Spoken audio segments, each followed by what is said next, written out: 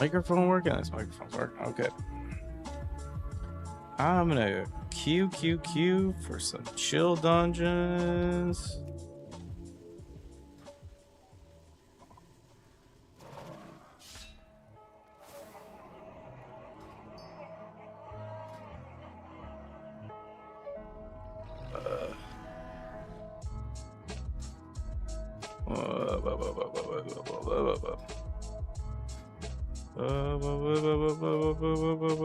Ooh, I should do this too. Yeah, the Shadowlands dungeon, sick.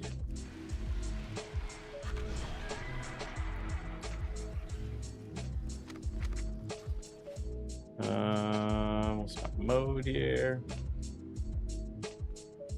Oh yeah, laptop, PvP.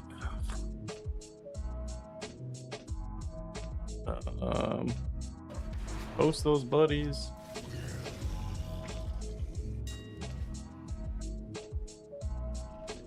Ooh.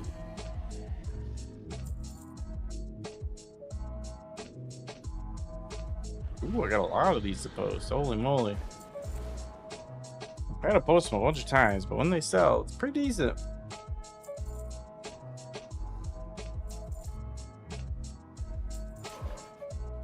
Oi.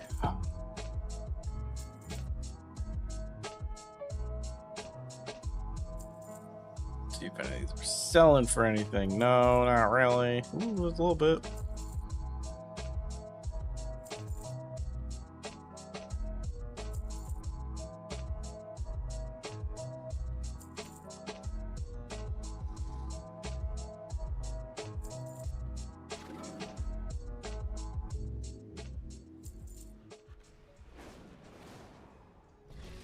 What about these? What are these? Alright, let's get the PvP quests.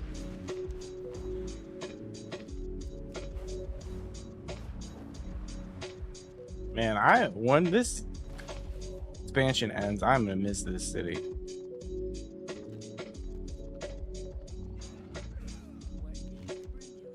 I will miss this city. Teamwork, rated blitz, arenas.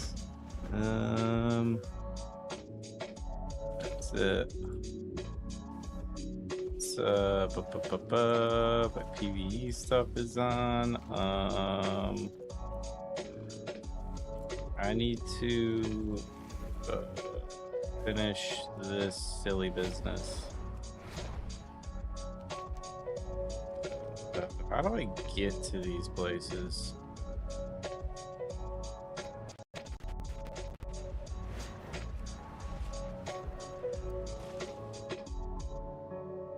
I can't even remember.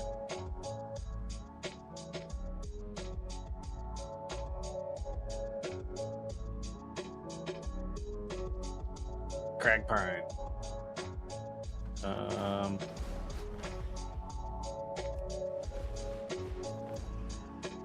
Not like here. I think it's right here.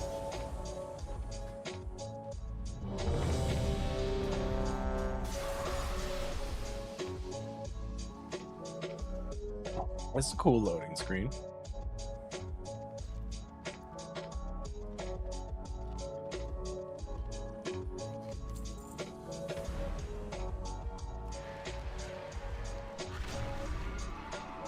That's a cool loading screen.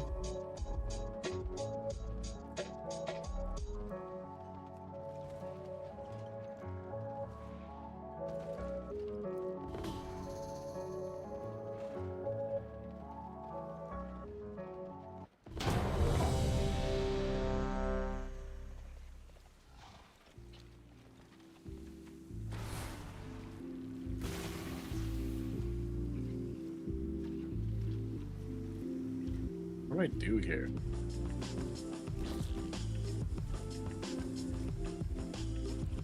What do I do? What is going on?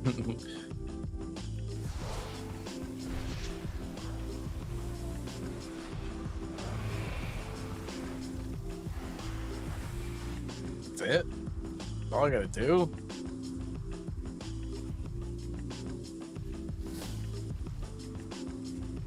I don't understand. I don't really want to understand. I'm just gonna go around and dot these things.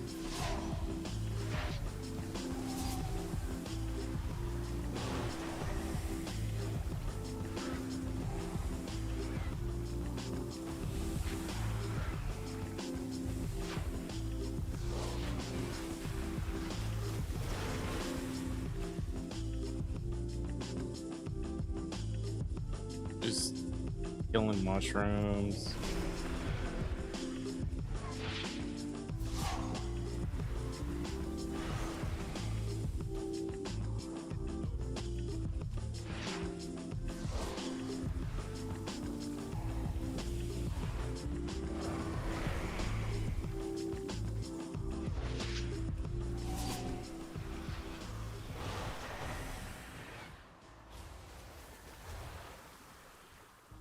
Killing spores, spewing mushrooms like they owe me money.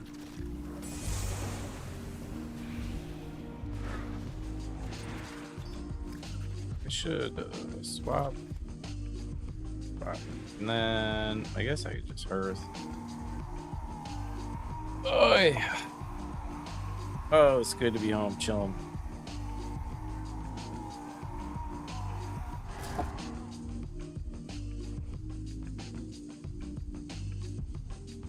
It is hot here. Hot, hot, hot. Not as hot as it was like last week. It's gonna be hot tomorrow though, but a little heat wave rolling through.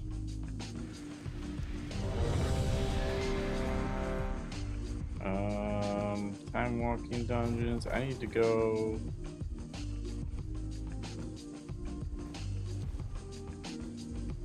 Wouldn't I just do this? Didn't I just complete a world quest, brother?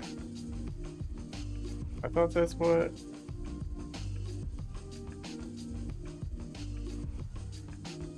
I thought that's what I just did. Ooh, I like this dungeon. I miss these dungeons. Say what you want about this expansion, but I miss this dungeon. Oh, hey. Thanks for the follow there, Gregory.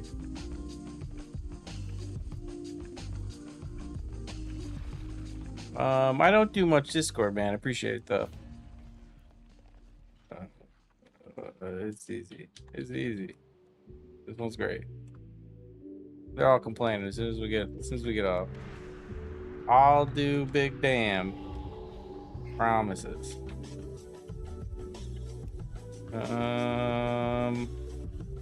I'll soul steal myself.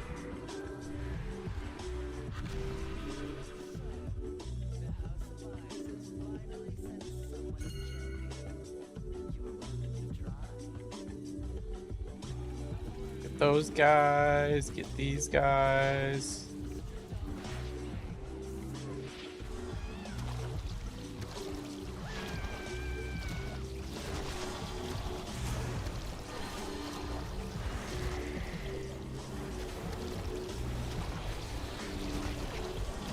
Oh, okay, big damn.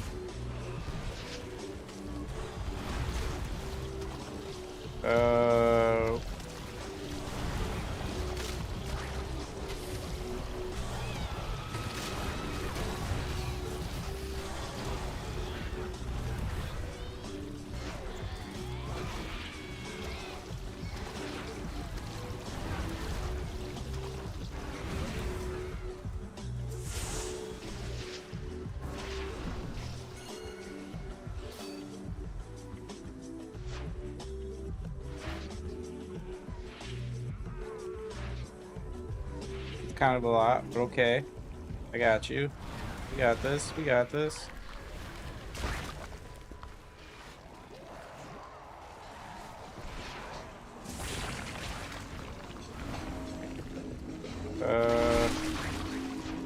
He's going crazy. That's okay. We got this. We got this.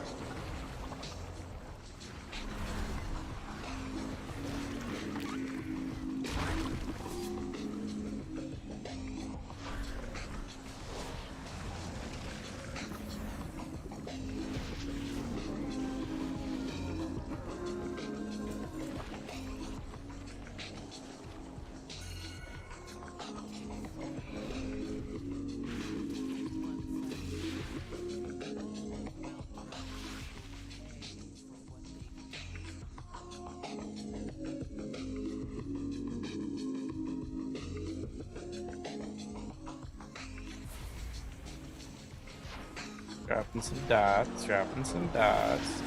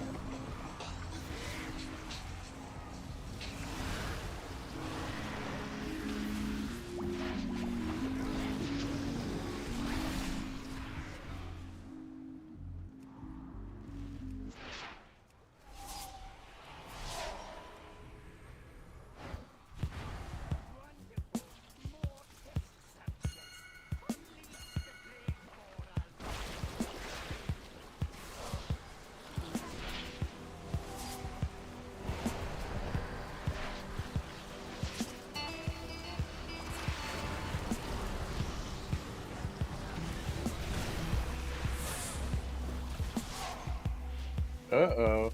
Uh-oh, he's got me. And my graphics are freaking out because of it.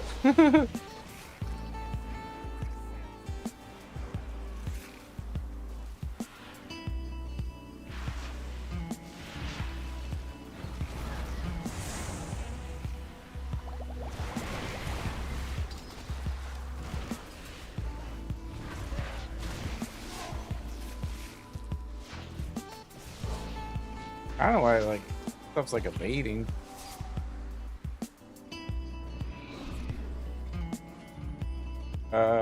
He's around here, jumps from spot to spot.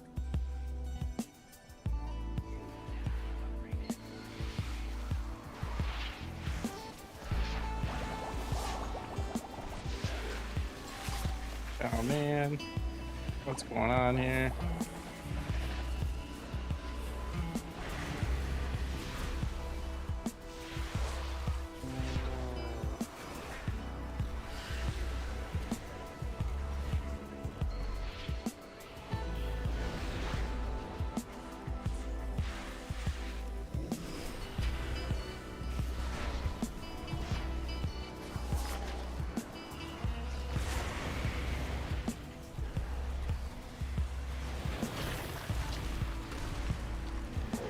Yeah, I remember doing this place on Mythic Plus. It was fun. I mean, it's just some of the mechanics were just like a lot.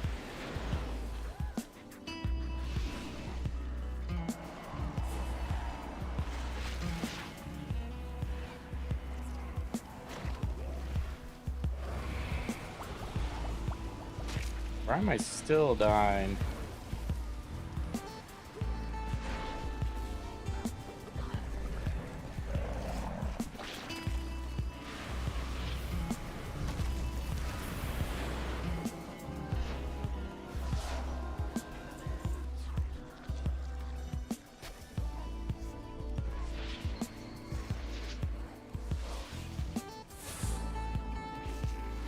Oh, we gotta died. He died. What's that? We left that shit alive way back there, so we're all stuck in combat.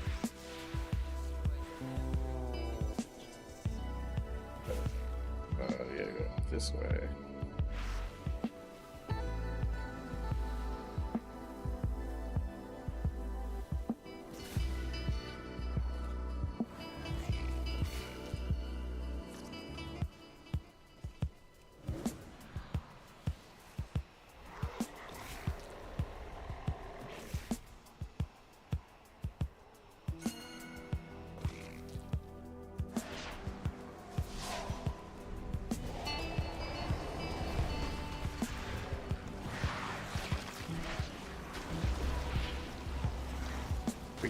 We're leaving too many things alive.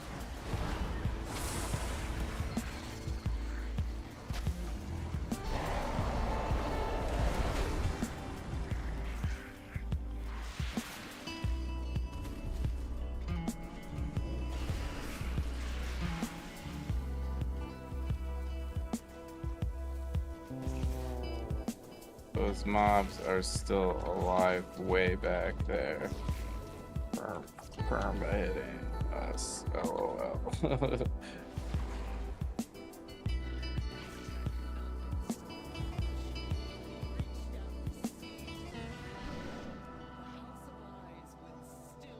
I'll drop some more hellstones.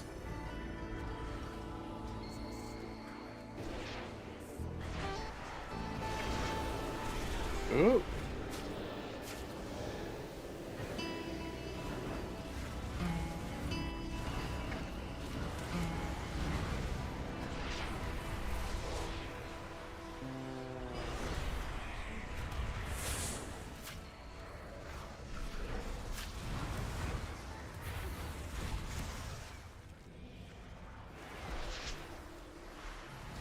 Kill this dude.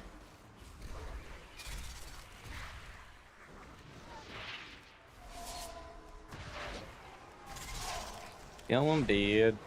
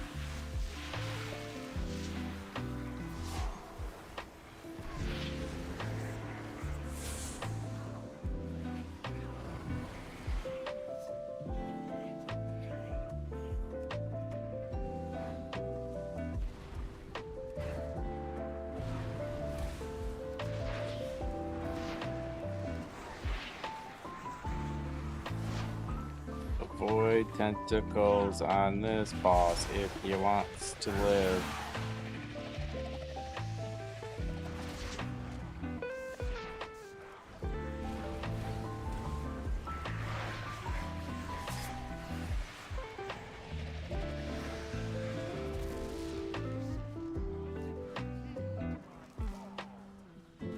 Let's see who dies here.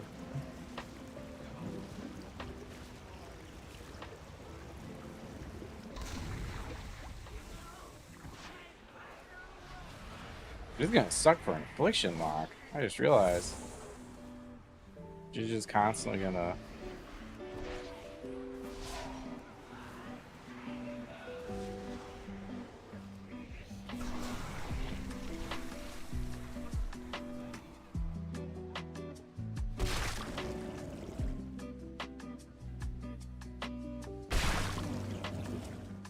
See, it hurt.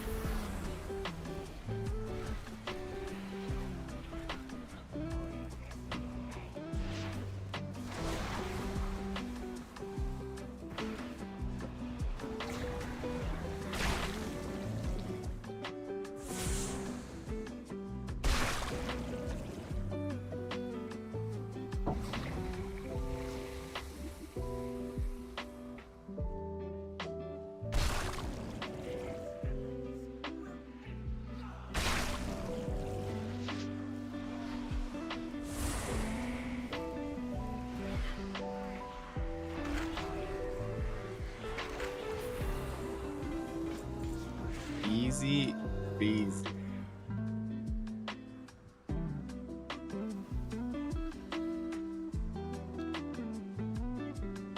Just gonna leave this group.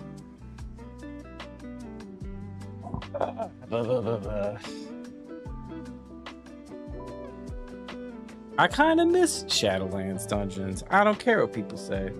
I had so much fun doing those dungeons. They were so good. A lot of expansion might have been dookie, and it might have not even been WoW, but like some of those dungeons were well designed, like modern things, and they were all right. In fact, Halls of Atonement was one of my favorite. It's still one of my favorite dungeons. That place is so good.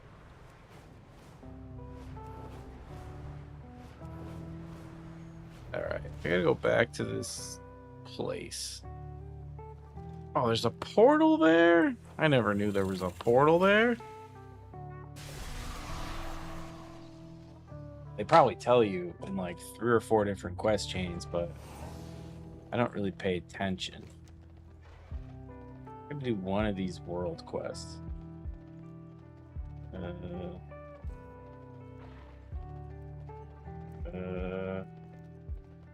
Which one's gonna be easiest? I mean, this one's right here. I'll just do this one.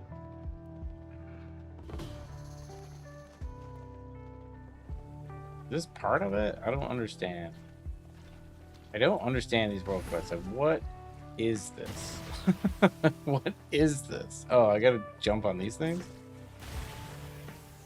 This is like super silly business. They're like farting mushrooms. Literally what they are.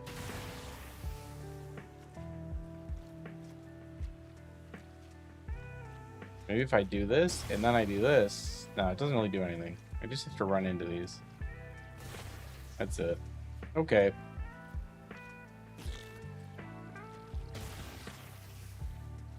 Okay.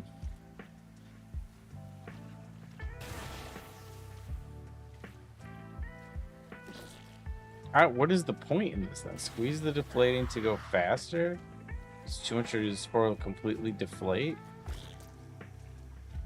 I don't understand. I go a little bit faster? I guess. But then I slow down. What's the point? Refill this where I run into overflowing caps? I don't know. Oh, there's a little bar down there. Okay. Alright. So, complete world quest on Val? Didn't I just do a world quest? Why isn't this getting completed? Wasn't that a world quest? I don't understand. I'll just go do this one. Sure.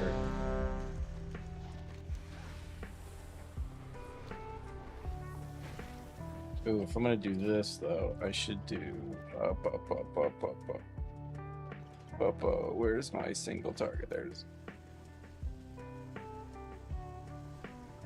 I'm just gonna do single target. I don't care.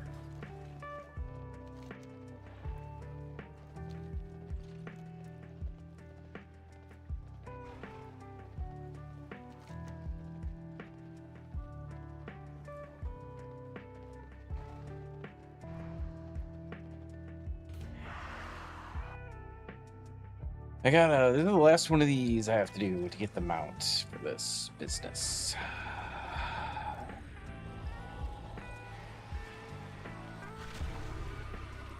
I just not get those?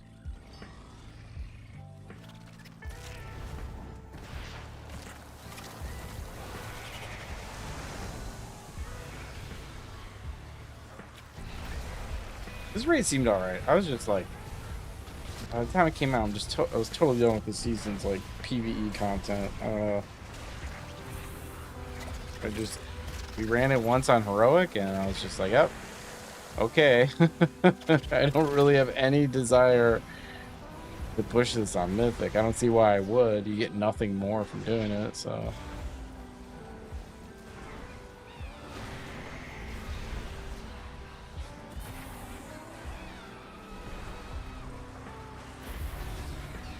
Maybe they came out with it like earlier, but they didn't.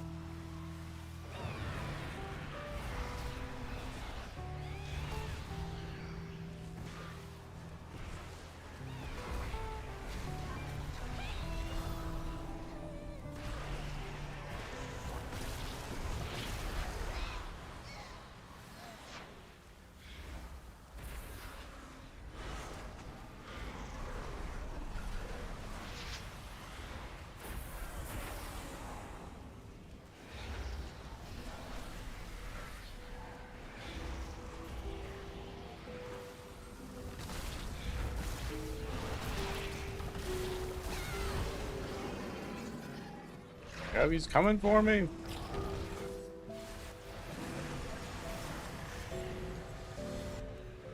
AOE incoming. Ads coming.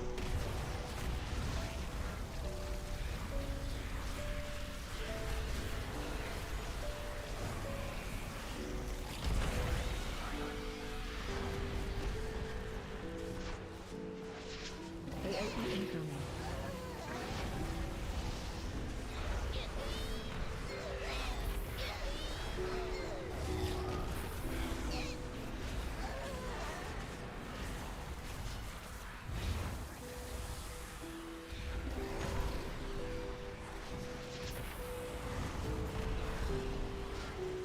Like this boss is just tank and spank. Just a straight up tank and spank. Ads coming.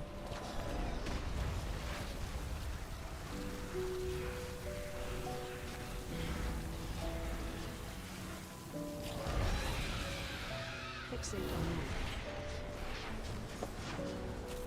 AOE incoming.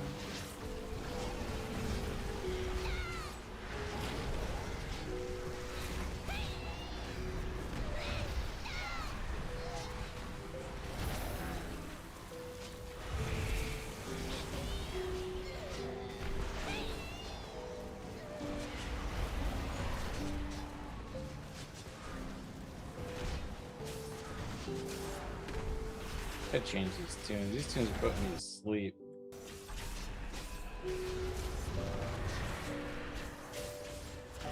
Not on them.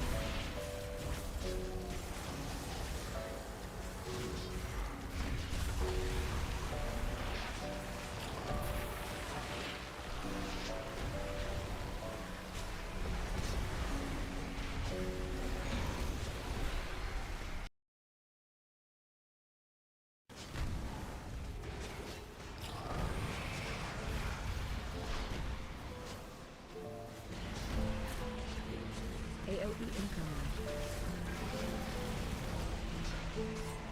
Ads coming.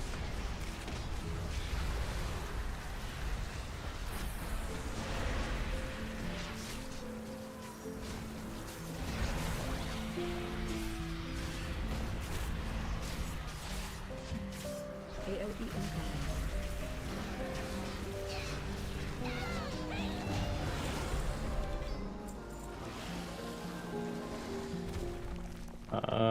I would like this. I didn't get that. I would like this one. I did not get that one. Yeah, let's leave this group. I think that's all I needed for the mount. This is Sanguine Depths.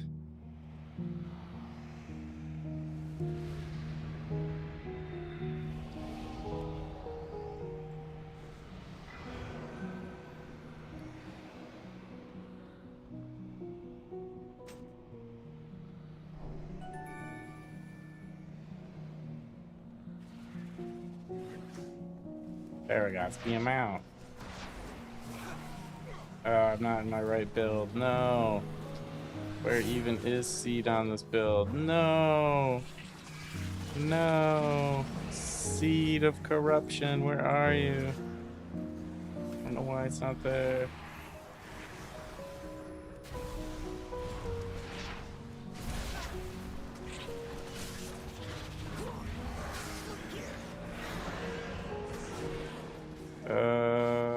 AoE mythic. You cannot change counts in combat. No.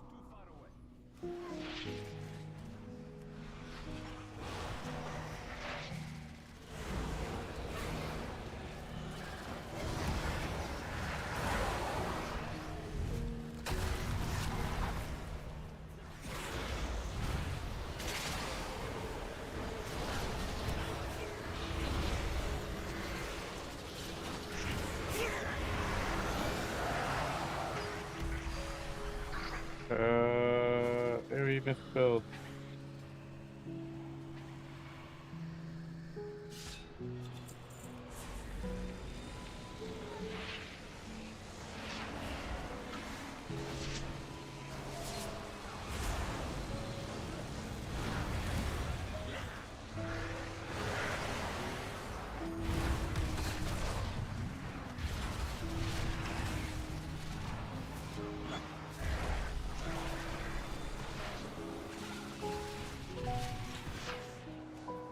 I'm not feeling these tunes either. I need something a little bit more. Be open on Spotify.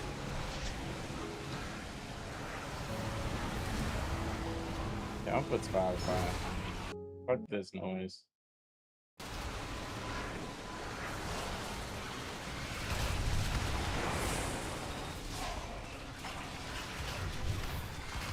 Why is this guy hitting on me?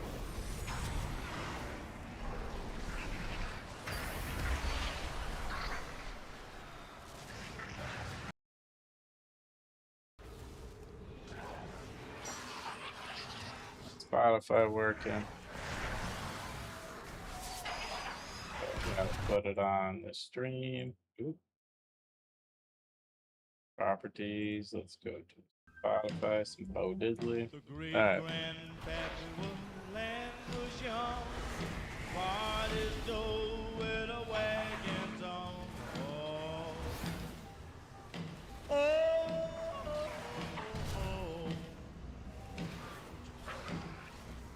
When the times got tough and the Redskins marched, said his prayers with his shotgun cock.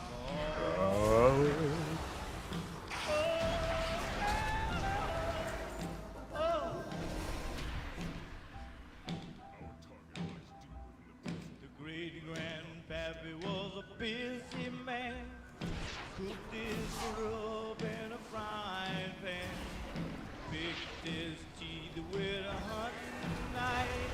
He wore the same suit all his life.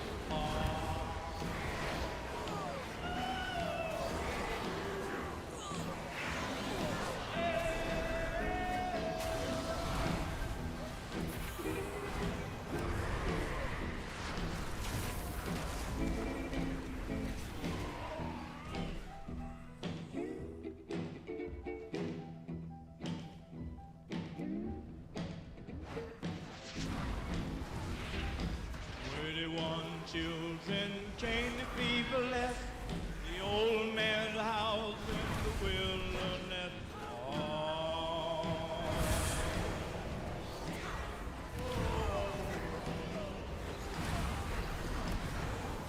Sounding story if you can. The great grandpappy was a busy man. Totally get that guy behind us. Yep.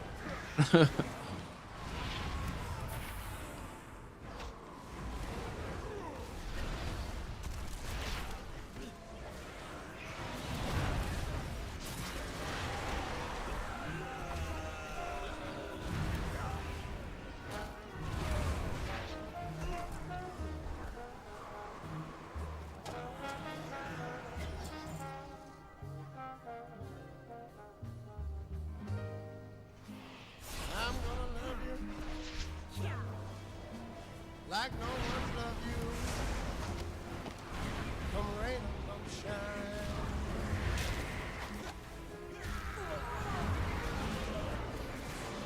High as a mountain, I kind of miss doing mythics, deep as doing a dungeons. river. Come rain or come shine.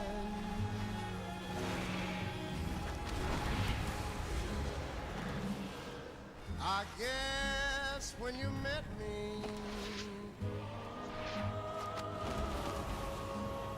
it was just one of those things.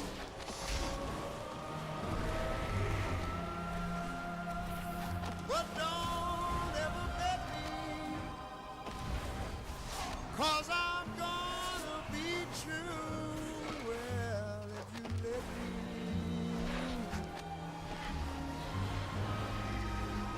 you're gonna love me like no one loved me. Come rain or come shine.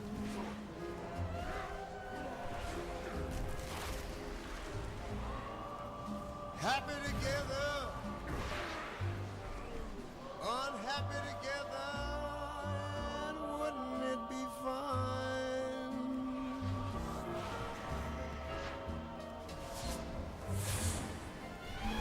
Days may be cloudy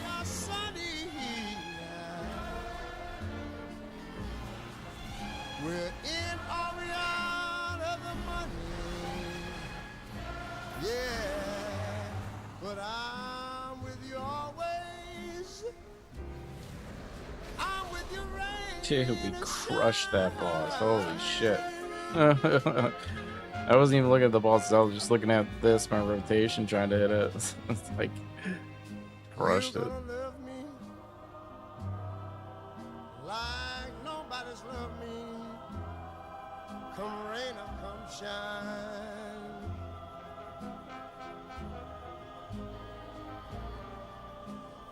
Happy together, unhappy together, and wouldn't it be fine?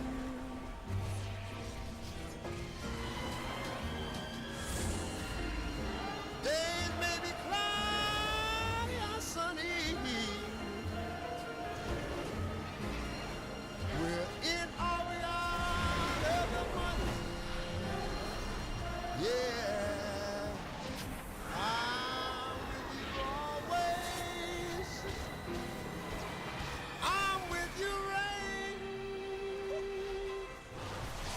World share, yeah.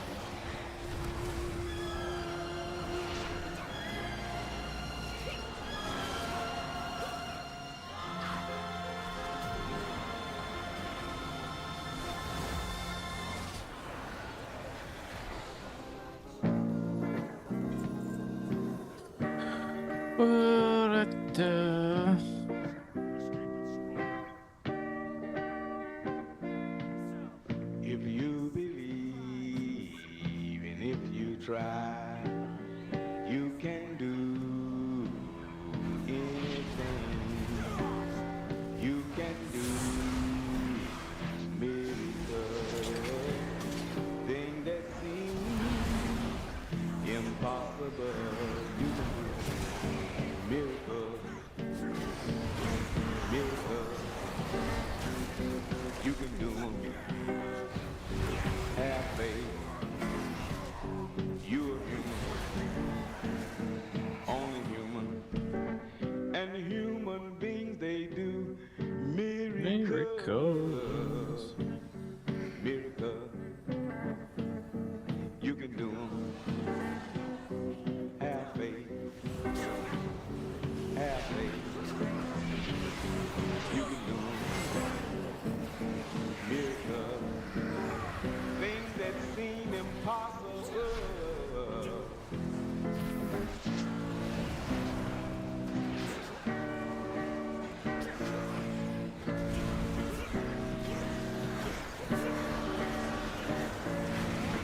I know a man, he had a plan to manufacture custom-built cars. He had no help. He was by himself. He had no money, no one to get started. But he did a miracle, a miracle. He had faith. You might know him. He lived in Memphis. He manufactured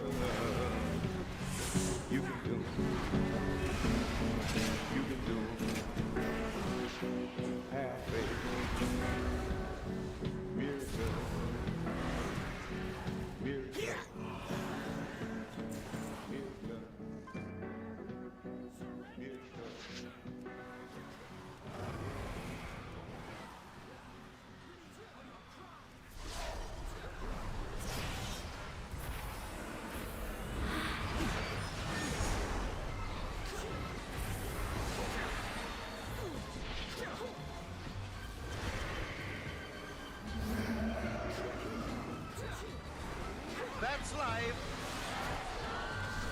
That's what all the people say.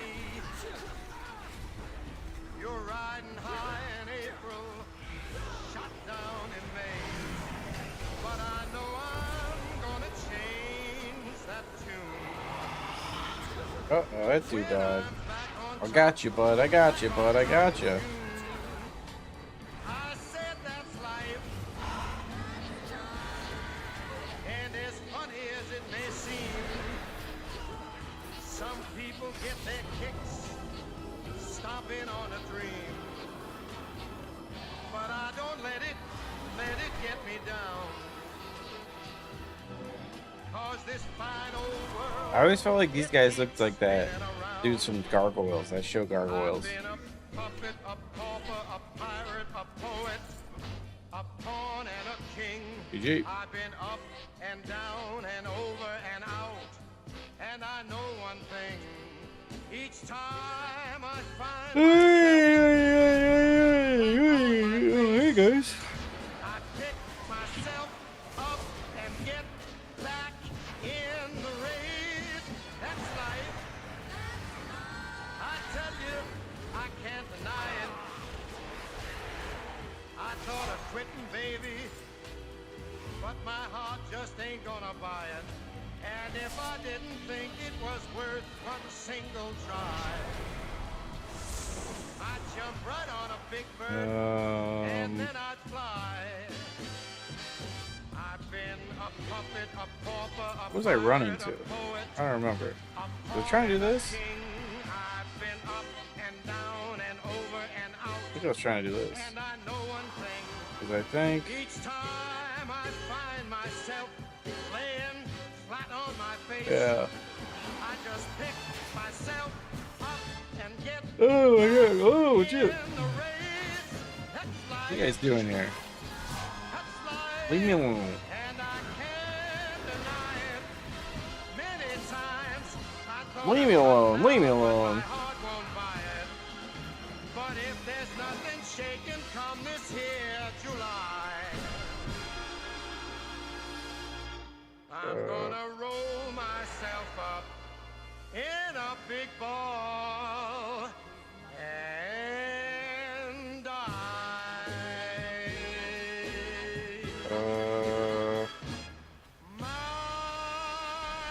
What am I supposed to do this?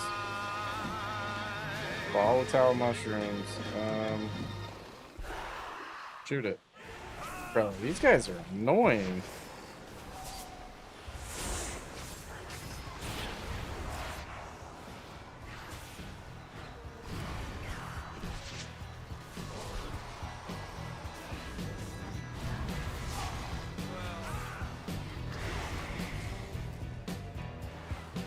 Some people try to pick up girls and get called asshole.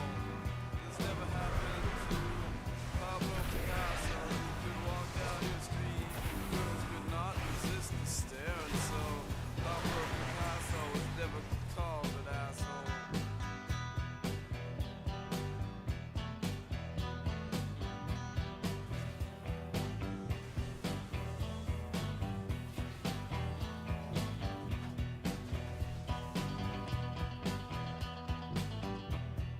Well, the girls would turn the color of the avocado when he would drive down their street in his Eldorado. He could walk down your street and girls could not resist his stare.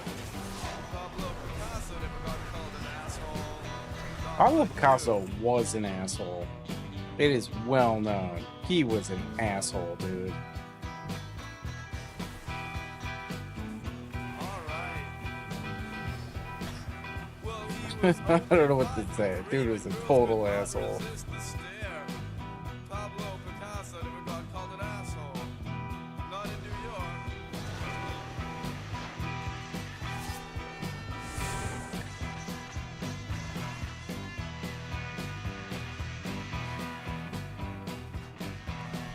Okay, did that silly part. Just gotta kill 6 more of these guys.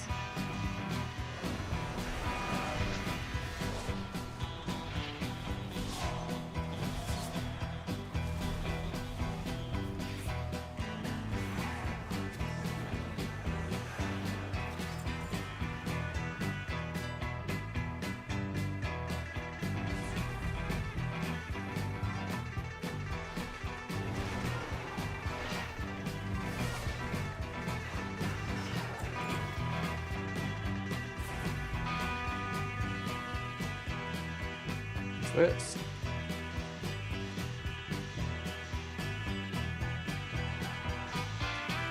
Oh!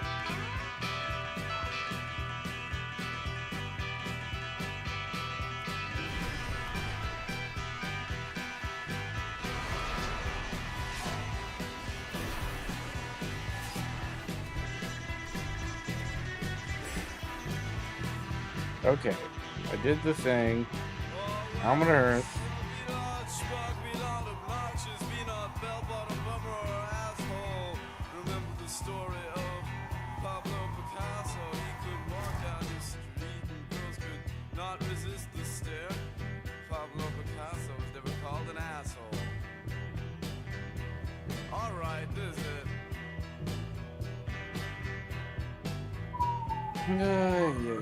Well, some people try to pick up girls and they get called an asshole.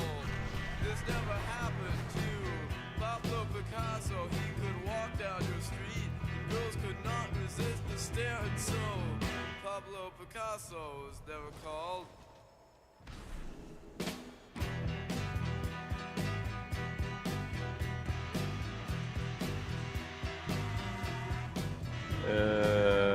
Talk to this guy, then I get the thing, right? Got the thing. Alright, so... Okay, that sounds pretty good.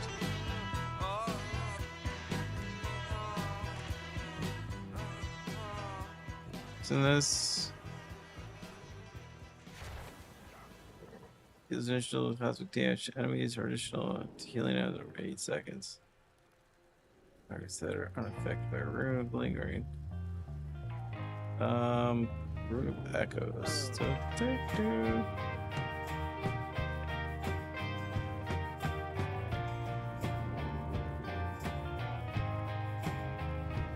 I don't see why I wouldn't want to just do this.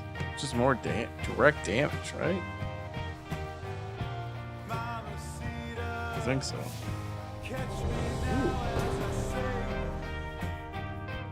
Ooh, I missed this dungeon. The other side, so good.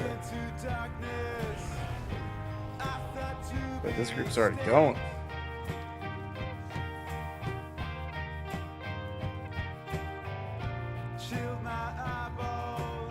Oh, they did the car already. Love the car.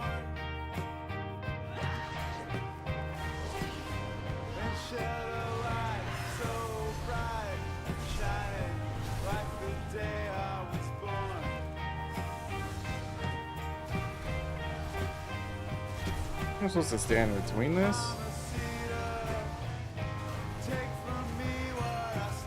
I don't know if it matters.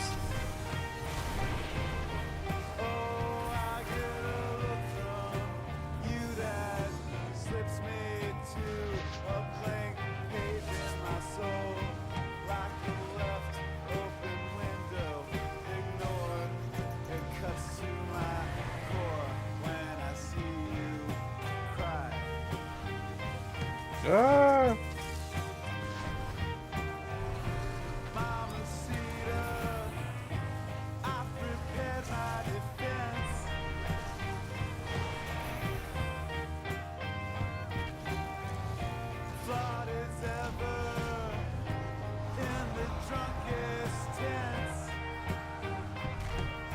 Let me get the box, let me get the box, let me get the box!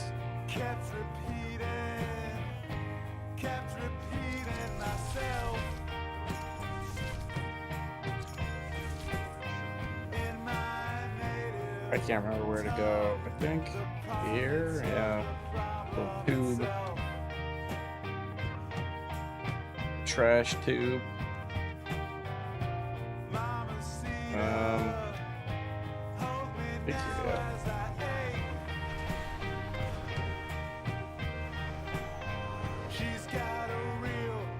This was like a weird dungeon, but it actually kind of fits in with some of the lore.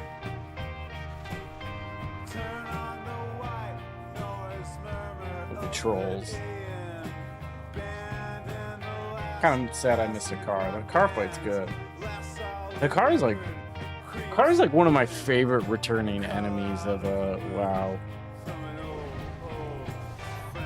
giant snake blood god. It's so good.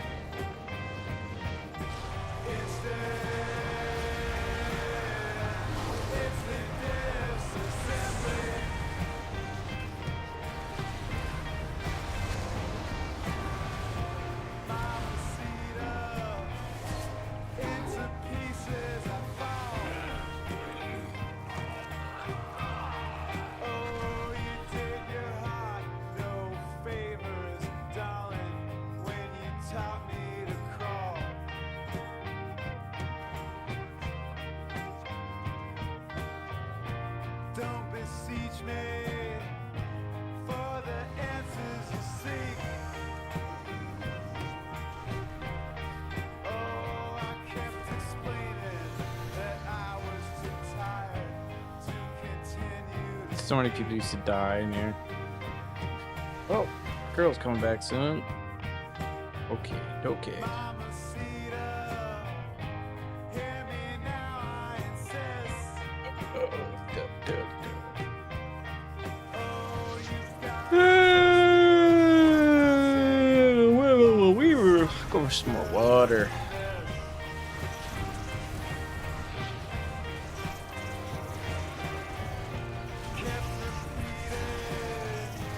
kept repeating myself.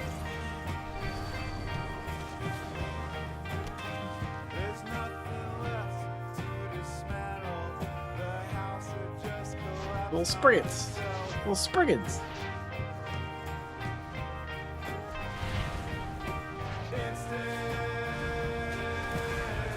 This seed build is so good. Just instant triple seeds is so good.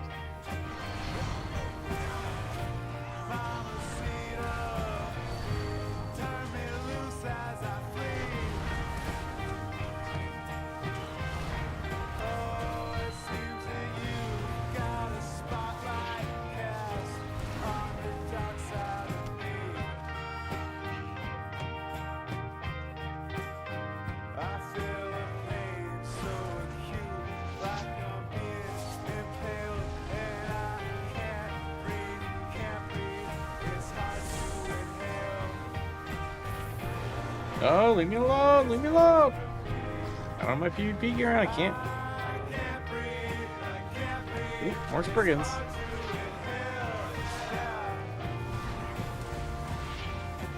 God, doing these dungeons, I did this so much in Shadowlands. It like brings back memories of me and my buddies getting all frustrated at pugs in here and stuff. Because you could skip this guy if you like hugged this side. You could skip this silly dragon. I remember we always used to skip it, and the pug would always pull it. It was like, yo, come on, just follow the path. And we were doing high keys, so it was like, you know, you pulled something like that, it's over with.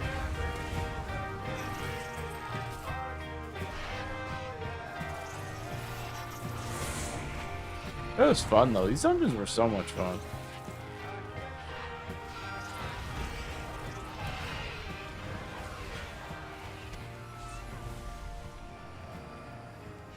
I wish they would bring some of the. I wish they would bring the other side back, because I love that dungeon. There's like an arena style boss, one after another, but it was good.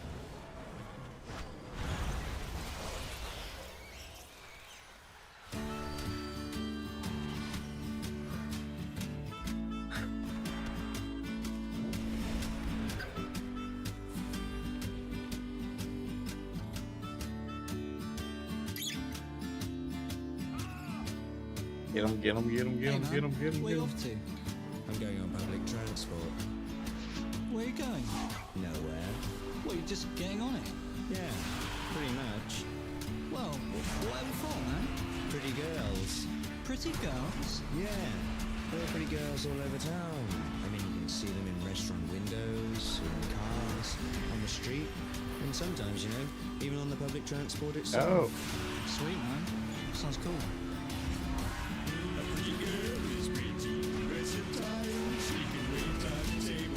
Oh man, crush that guy. Yeah, I'm not even looking at their outfit. like watching my rotation down here, making sure I'm like not standing anything stupid. Let's go. Woo.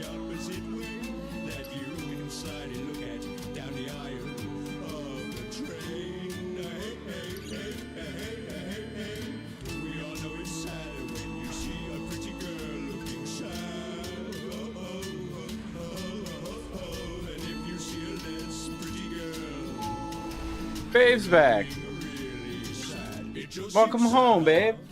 Oh, yeah, you're alright. You got home. See a pretty girl looking sad. Why is that? Pretty faces should be happy because they're pretty. If I can't believe you went all the way there like this late in the day. You are crazy. That's a good point. But where do all the pretty girls Nah, you're come from? fine. Why are there so many? Well, you know what? I've been doing a little bit of thinking about this over the last few months. I've been doing some reading too. And I think I've worked it all out. Really? Well, do tell. Well, actually, it's all really rather simple. Evolution brought us pretty girls. Their parents people and were probably pretty girls. Their handsome stunts who are also such tender lovers. And the future is full of pretty girls. They are the ones who will make and come to rule the world with a growing group. Cool. Honestly, I'm hungry. I'm starving now. But yeah, I'm hungry. I can wait, but I'm hungry.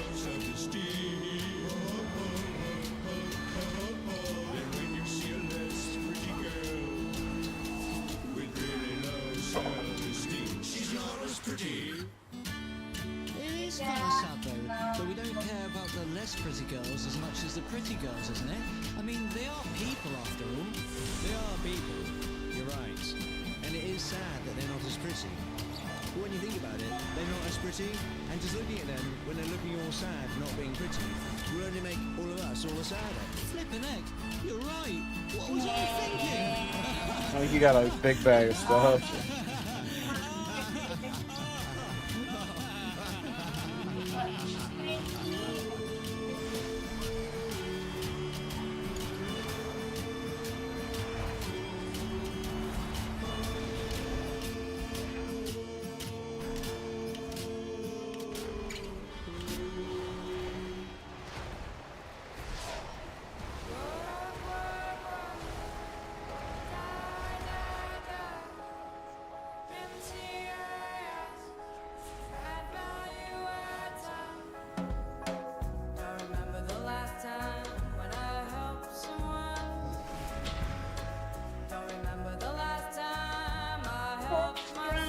Oh, nice.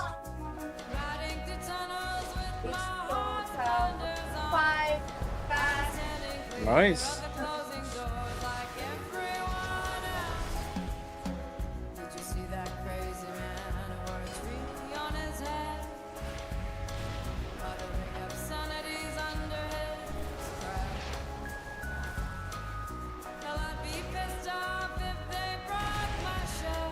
I'm not like angry or anything, but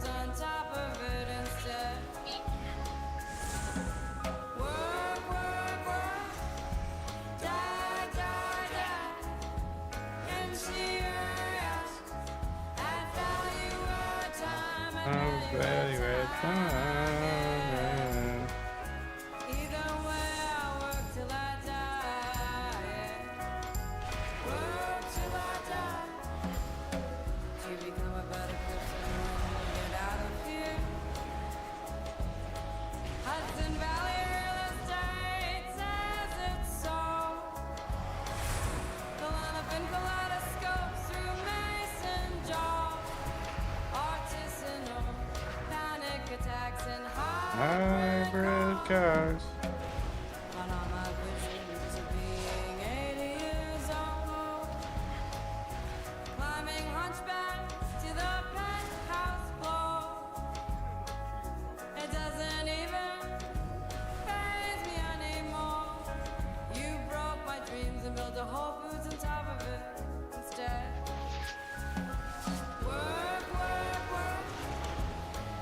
Da da da.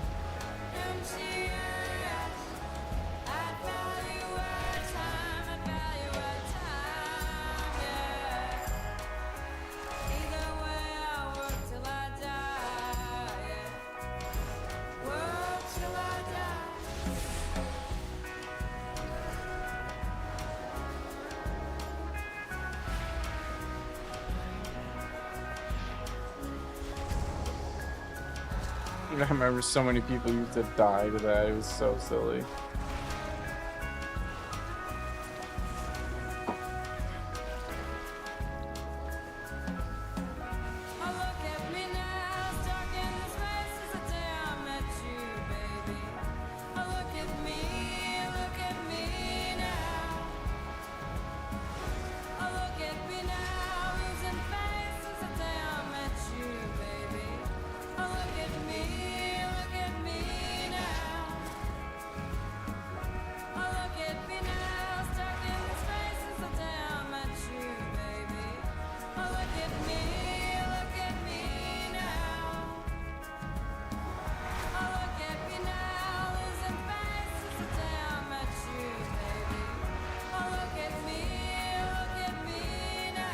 Oh, dang.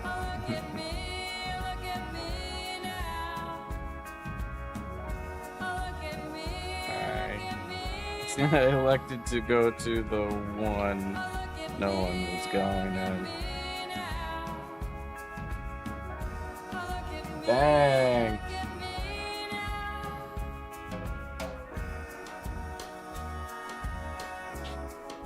I was the only one really doing that.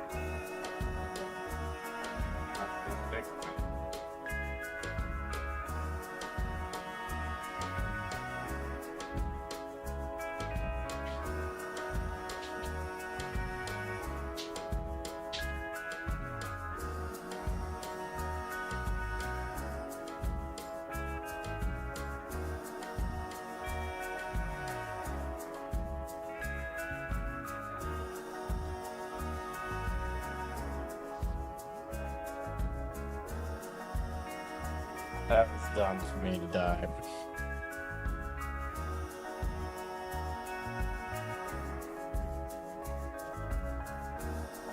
I missed this dungeon.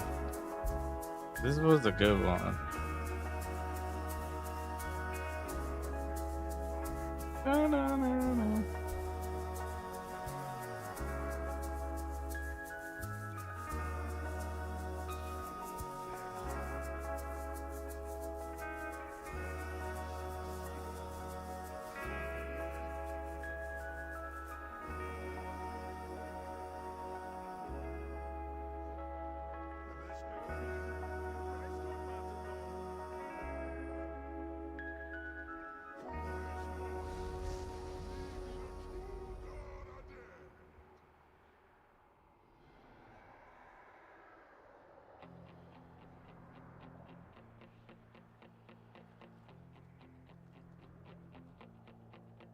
Oh, you can't. You can't hear us.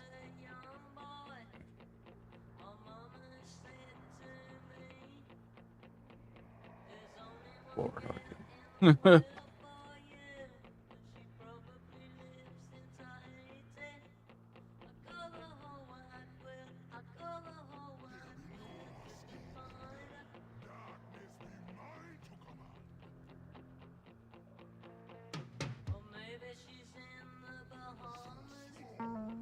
that guy has some fine deltoids.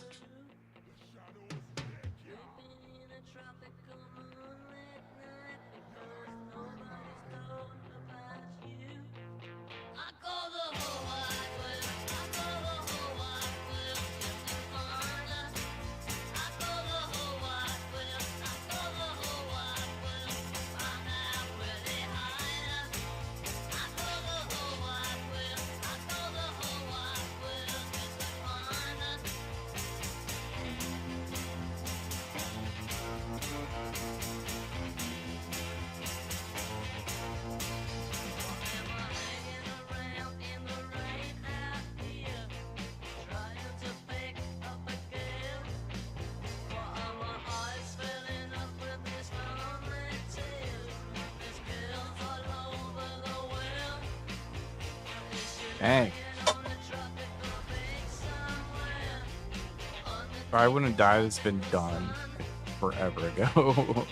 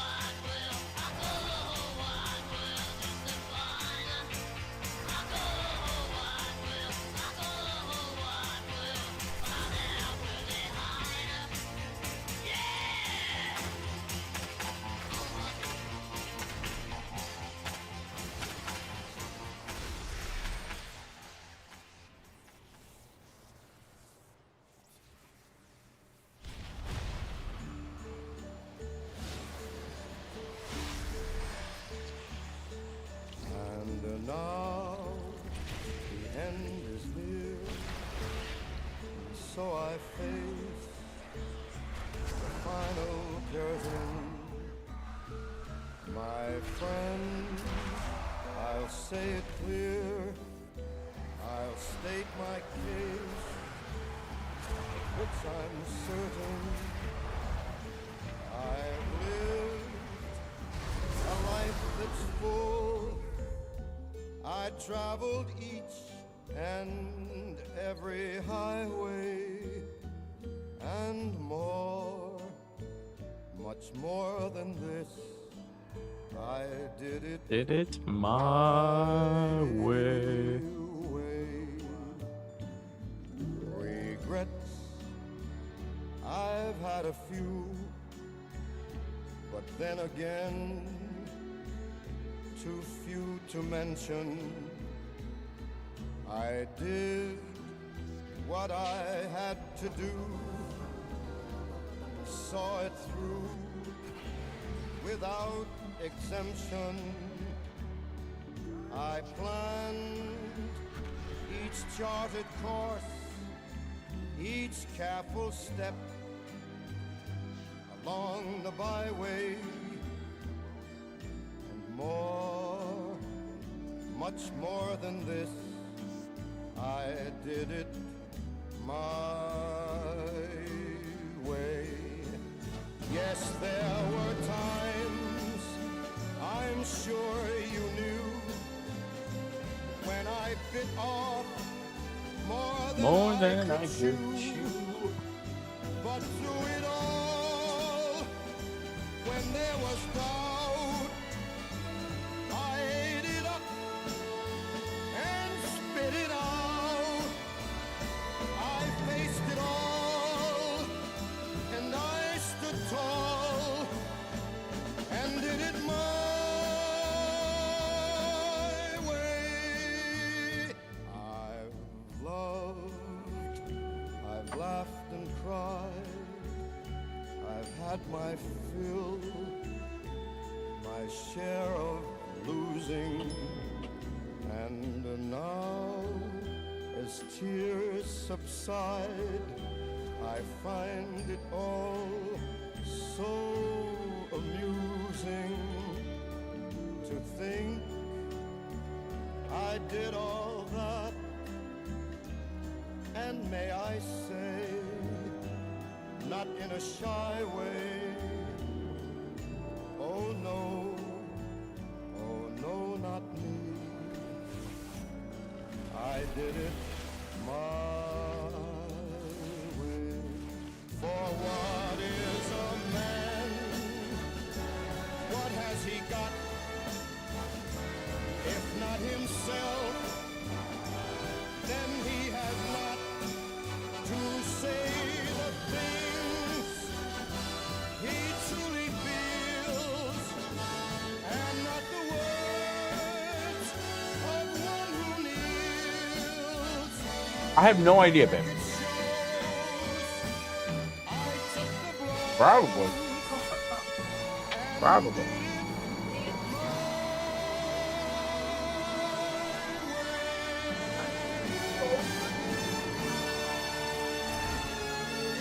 No, I like tofu. I love eggplant.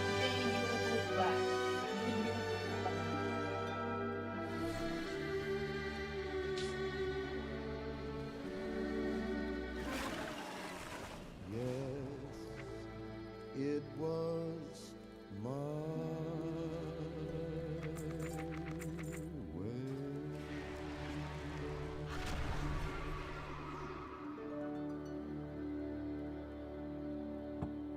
Ooh, water is so good.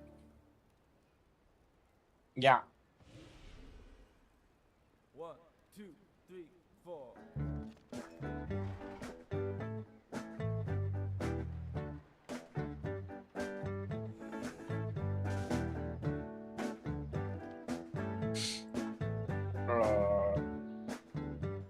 Of course it's good. Hi everybody. I'm from the 60s, the time of Louie Louie and Do I have that one? Loopy Lou. And I know we can't have those times back again, but we can have parties like there were then. We need Where do you more get this parties recruit a friend? in the USA. We need more parties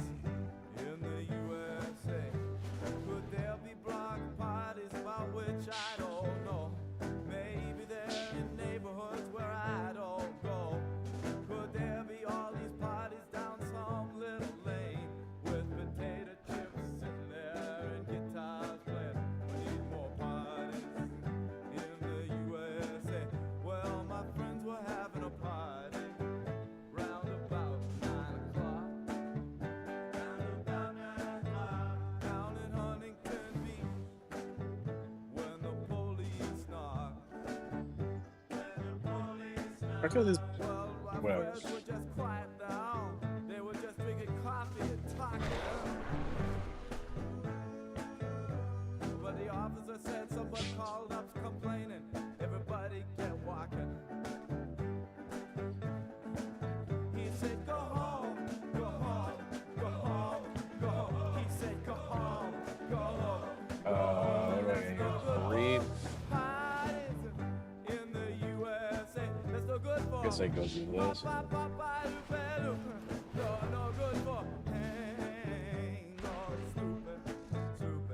I can't record.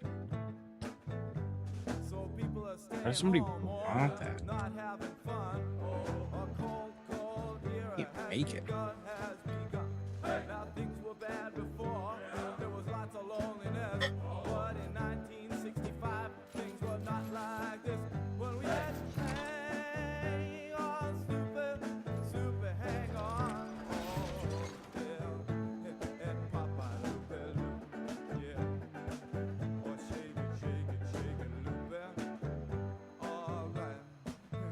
Well, could there be block parties? Oh, really? I know not. Wild speech parties round some open flame. I know there's gotta be parties. Oh, I'll bet there's a lot. But Can no record. Buy that land. Million, Jesus. he said go home, go home, go It's not home, worth and it. that's no good for Parties. in the USA. No, Papa, Lupe. Not worth it. Not worth a mill gold. It's a lot of gold. I think they'd rather watch TV than hear a real person sing. Of course, nowadays in parties, Go with you this got louder stereo equipment. So now if the party's too loud, it's like a radioactive shipment. I say nowadays in parties, for example, you got louder stereo bass. So now if the thing's too Everyone's loud, favorite it's like a expansion. constant beat-out case.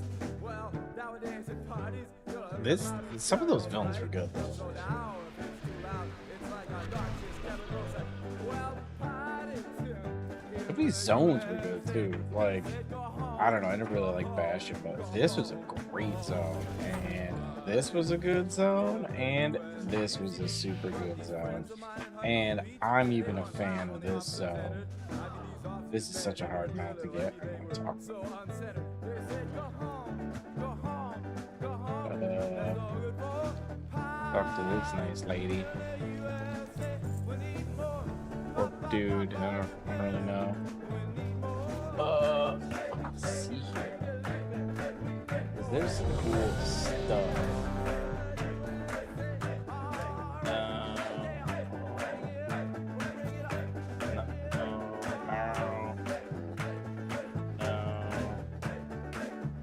That could be alright.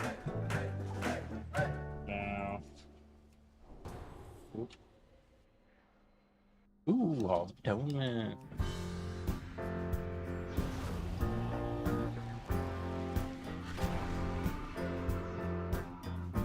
Man, yep.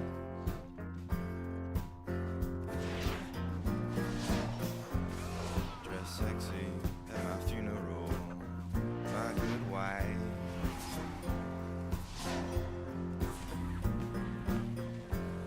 Dress sexy at my funeral, my good wife.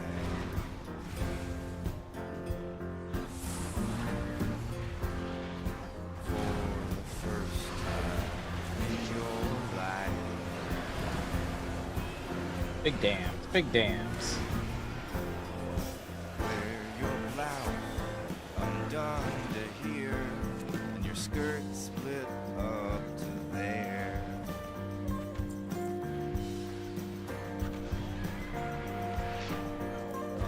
Dress sexy at my Guy funeral. keeps falling. I don't know why. Why?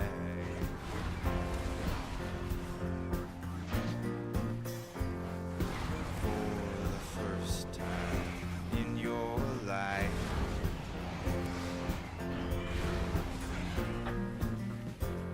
Dress sexy at my funeral, my good wife.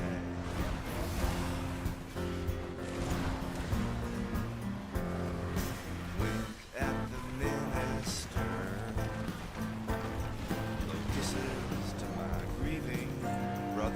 This one was so much fun on Mythic, and they ran it this season too, which is really cool. It was fun. I think it's this season. Was it War Within season? I can't remember. I haven't run Dungeons this season. I went at Adventure Guide. Dungeons, current season. No, they didn't run it. It was last season. But it was fun. It was fun. Because you just do big bowls. Tell them about the time we did it on the beach with fireworks above us. Oh shit, I gotta dismiss my pet here too. Big time. On the railroad track with the gravel in your bag. Gross. He runs along there and he pulls all that stuff, and then everybody's mad at me. A crowded bar.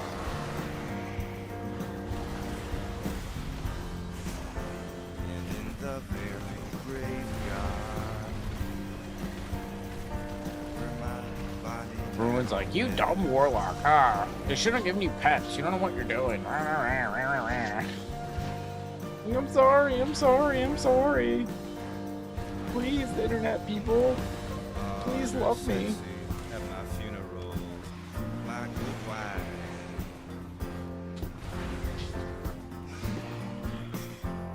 Dress sexy at my funeral, my good wife.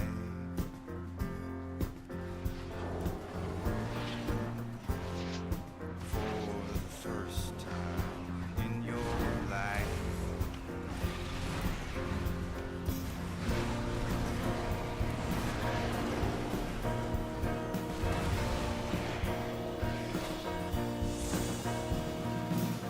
Also tell them about how I gave to charity.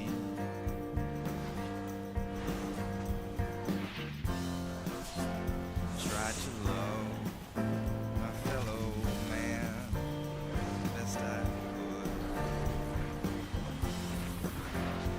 Most of all, don't forget about the time. Fireworks above us.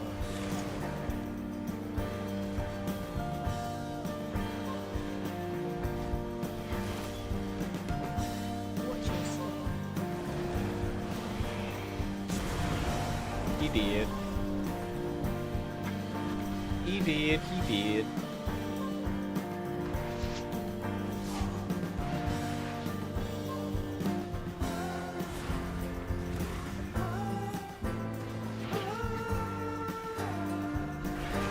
What was that? Is that the oven, babe?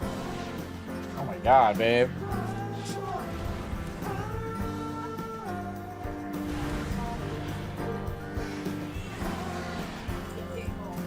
You okay?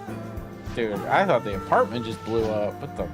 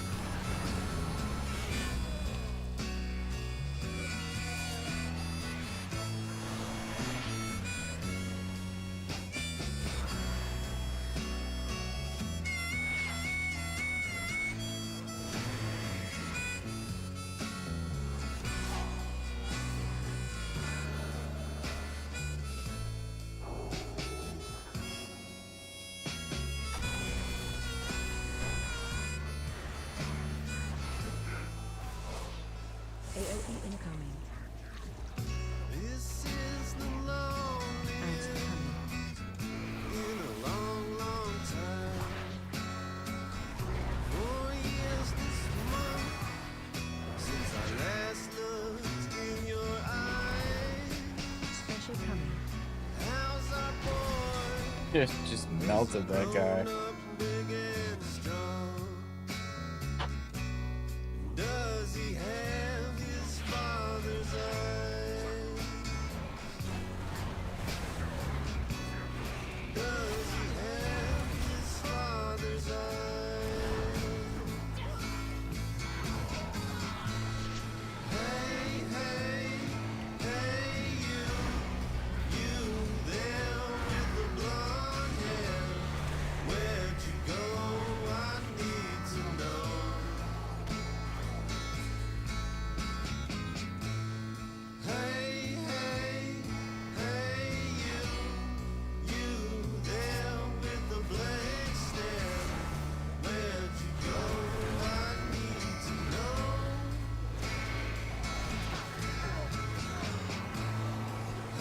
Probably shouldn't have blown my cooldowns right before the boss.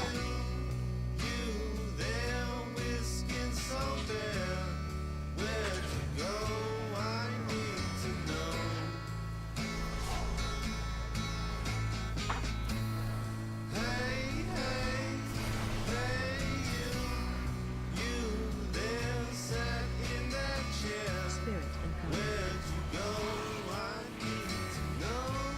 Watch your step.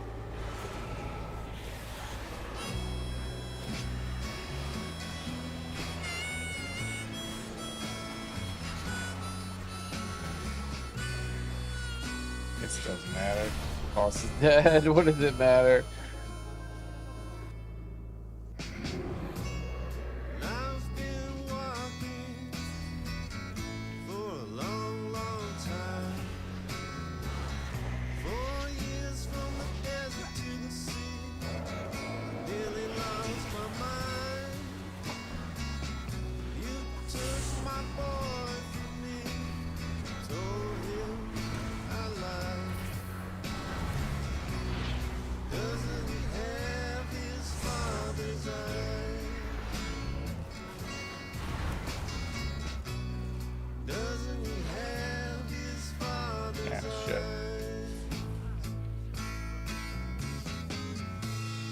Hey, hey, hey, you, Oh my god. It smells good, whatever she's cooking. Oh my god. I need to know.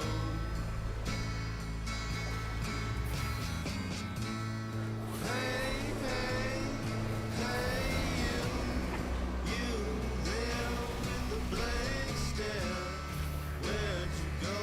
I need to know. Yay. Hey, hey, hey, you there with skin so bare. Where'd you go? Is there a chest here? Need to know.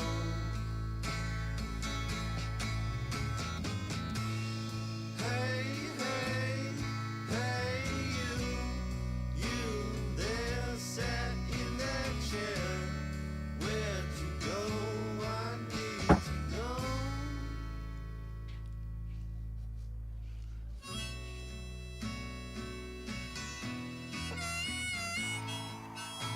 How much time do you think we got, babe?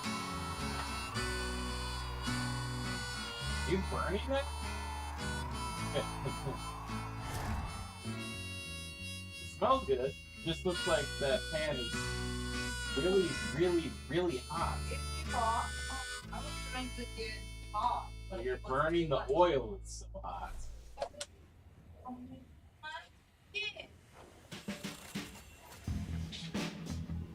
Yeah, it's way too much.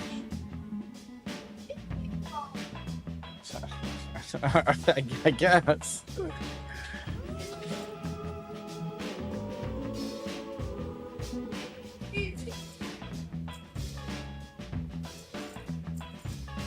Break me over a line of Ooh, hero warbound. throw me Wait. into the sea. Oh, barely able to think enough when it's over me. I see an army in the darkness. I can take more than 50. That's a weird crab. Would you please just open the door? I can take more than 50 lashes. Would you please just open the door?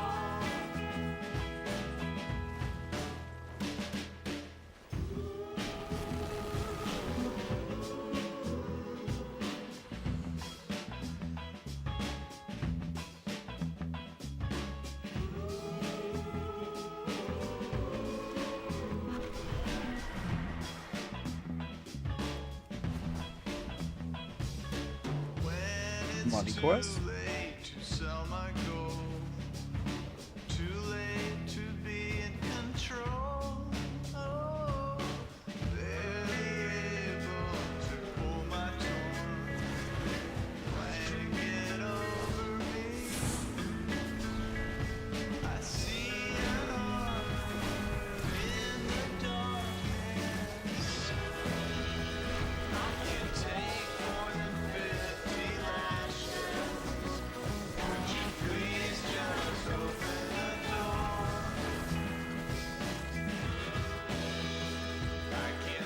Ba-ba-ba-ba.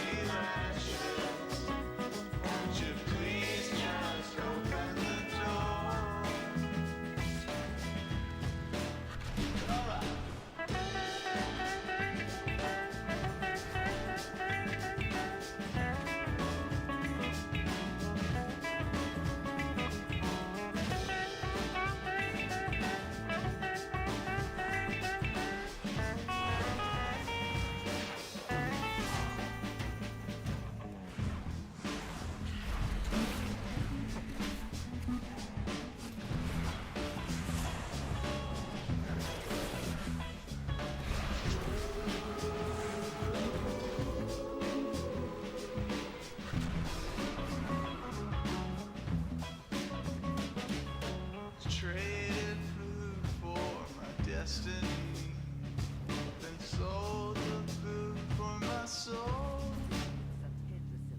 Signed confession of drinking down, prophecy fulfilled. And I see an army in the darkness. I can't take more than 50 lashes. Would you please just open the door? I can't take more than 50 lashes. Would you please just open the door? I guess I did know.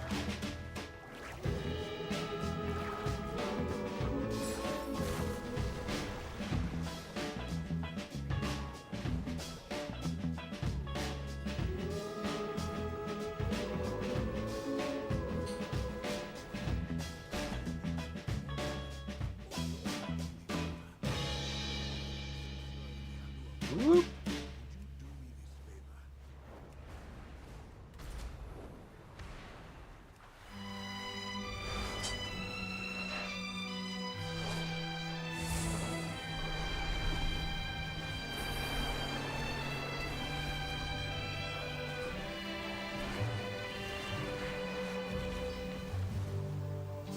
Georgia,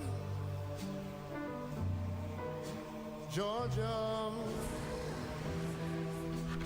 the whole day through,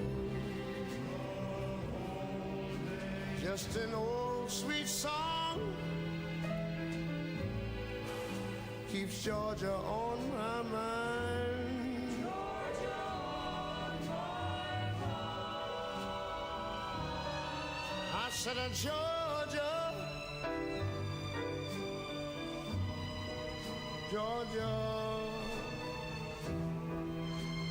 a song. She's cooking, but she's making so much smoke in the house. Comes as sweet and clear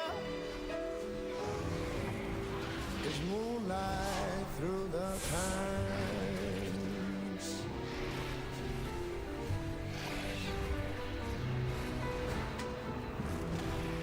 Other arms reach out to me. Other eyes smile tenderly. Still in the peaceful dreams I see, the road leads back to you. I said, Georgia, oh Georgia, Ay, ay, ay. no peace I find, just an old sweet song keeps Georgia on my mind.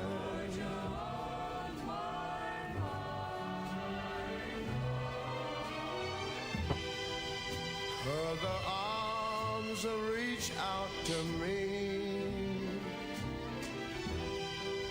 Other eyes smile tenderly. Still in peaceful dreams I see the road leads back to you.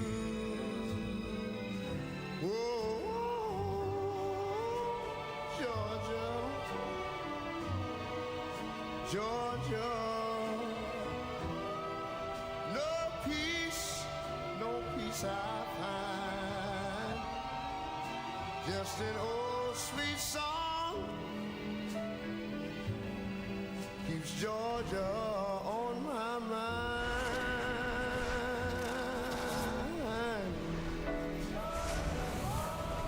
I say just an old sweet song keeps Georgia on my mind.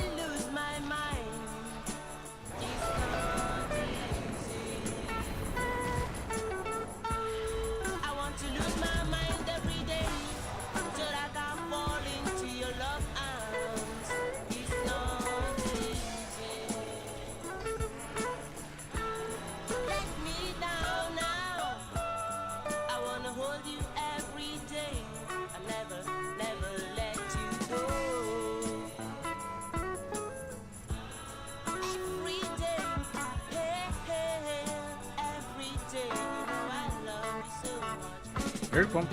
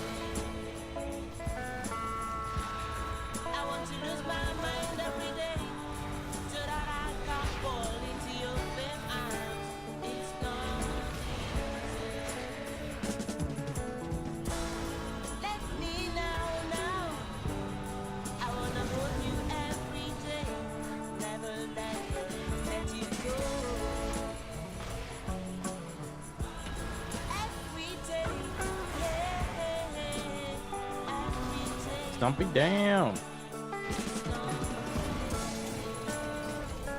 Stumpy stump. That looks like. That looks like a stump.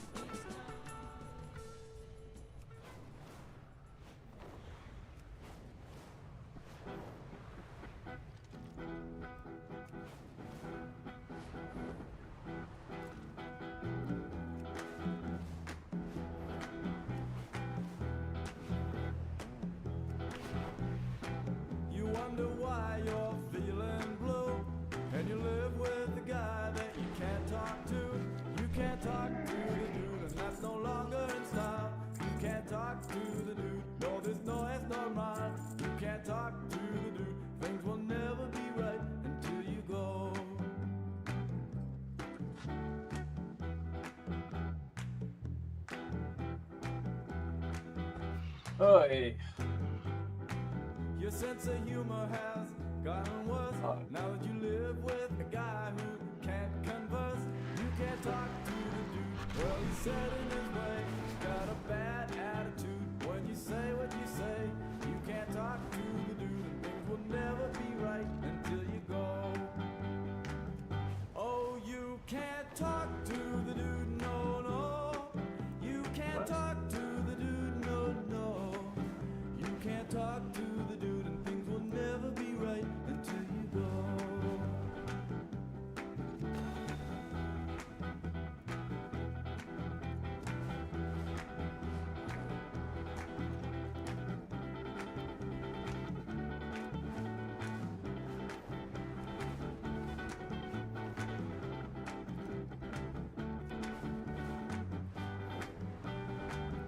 Oh, you can't talk to the dude, no, no. You can't talk to the dude, no, no. You can't talk to the dude, and things will never be right until you go.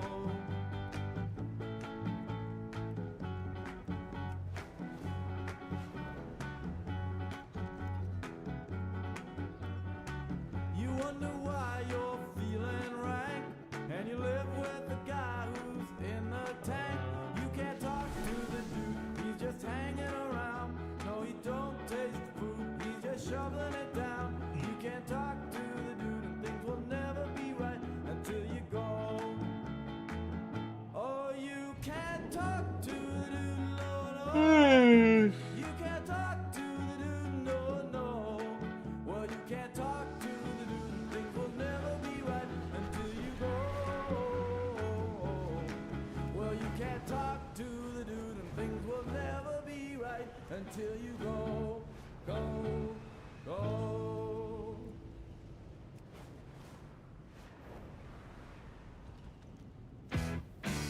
Don't you look tough, 'cause aim a little higher. If you got it, then you know you gotta get it on you. Check in your stuff, but you know what you can do.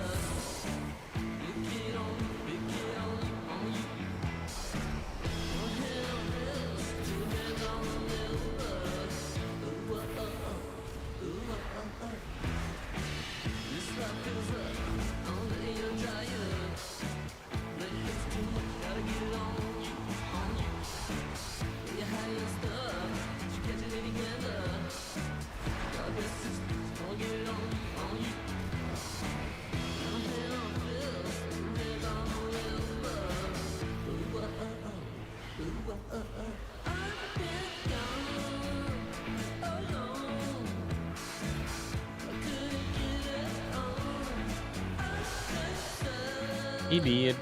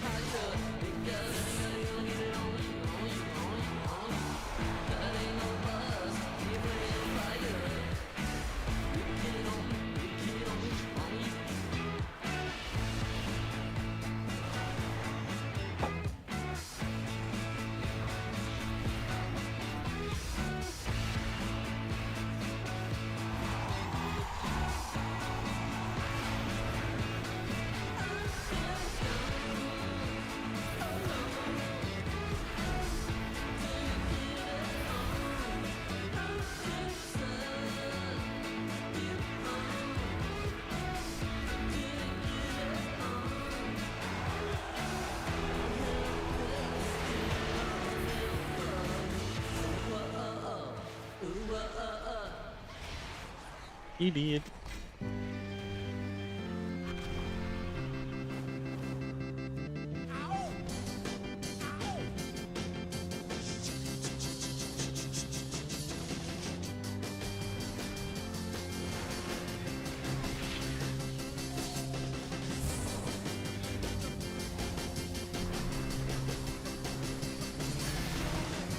He did. He's a rabbi and he's a guru. All done?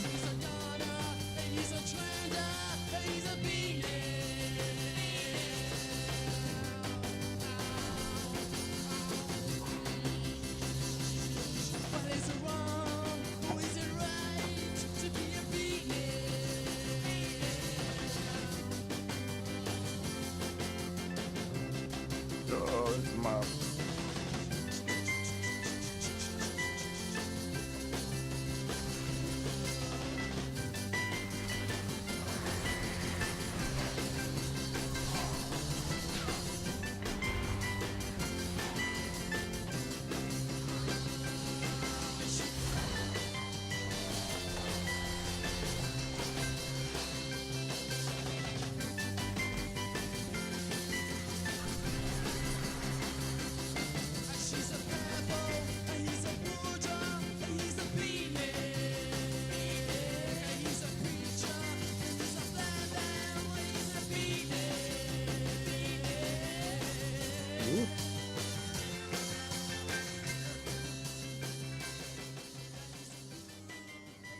We're gonna...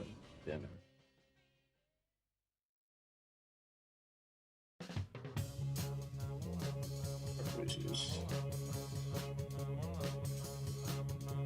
Ever since I was a kid, you sure look good to me.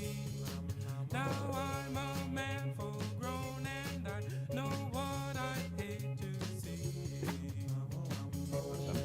It might be tomorrow, I just don't know. It might take years, I wonder when they're gonna destroy your face.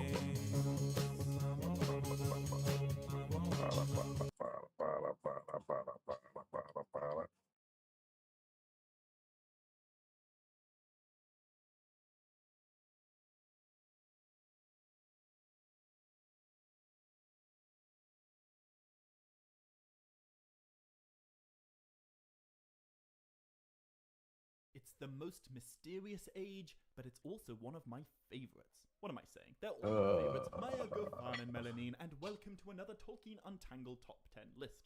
Today I'll be talking about 10 of my favorite characters to feature in Middle-earth's Second Age, the Age of the Alliance, the age that bridges the Silmarillion to the Lord of the Rings. Number 10.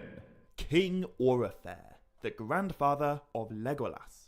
So, Orophair is one of those elven characters who comes into the story right at the beginning of the Second Age and goes out right at the end of it. Orophair's life basically is the Second Age. And at the beginning of that age, he was among the Sindar refugees who had escaped Doriath and then all of Beleriand after the cataclysm of the War of Wrath, which ended the First Age. And when we meet him in the Second Age, it is in Lindon, the vast kingdom of the Noldor's new High King, Gil-galad.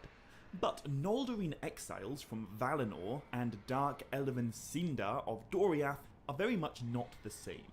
And within the relatively early years of the Second Age, there are two Sindar princes specifically who gathered their Sindar people and journeyed east, away from Lindon and over the Misty Mountains to find new lands where they could build new homes. One of these princes was a guy called Amdir, and the other was Prince Orophair. Amdir led his people a little further south than Orophair did, and they came to dwell in a golden wood that the Sindar called Lothlorien. And there Amdir ruled as a Sindar king presiding over a predominantly Sylvan population. And just to the north, Orophair does a very similar thing. Except instead of settling in the secretive Golden Wood, Orophair takes up rulership of the vast realm known back then as the Greenwood. But just like Amdir in Lothlorien, Orophair and his relatively small number of Sindar followers lived among and ruled over a much larger population of Sylvan elves, wood elves. And this is important because Tolkien tells us that in time, Orophair totally went native.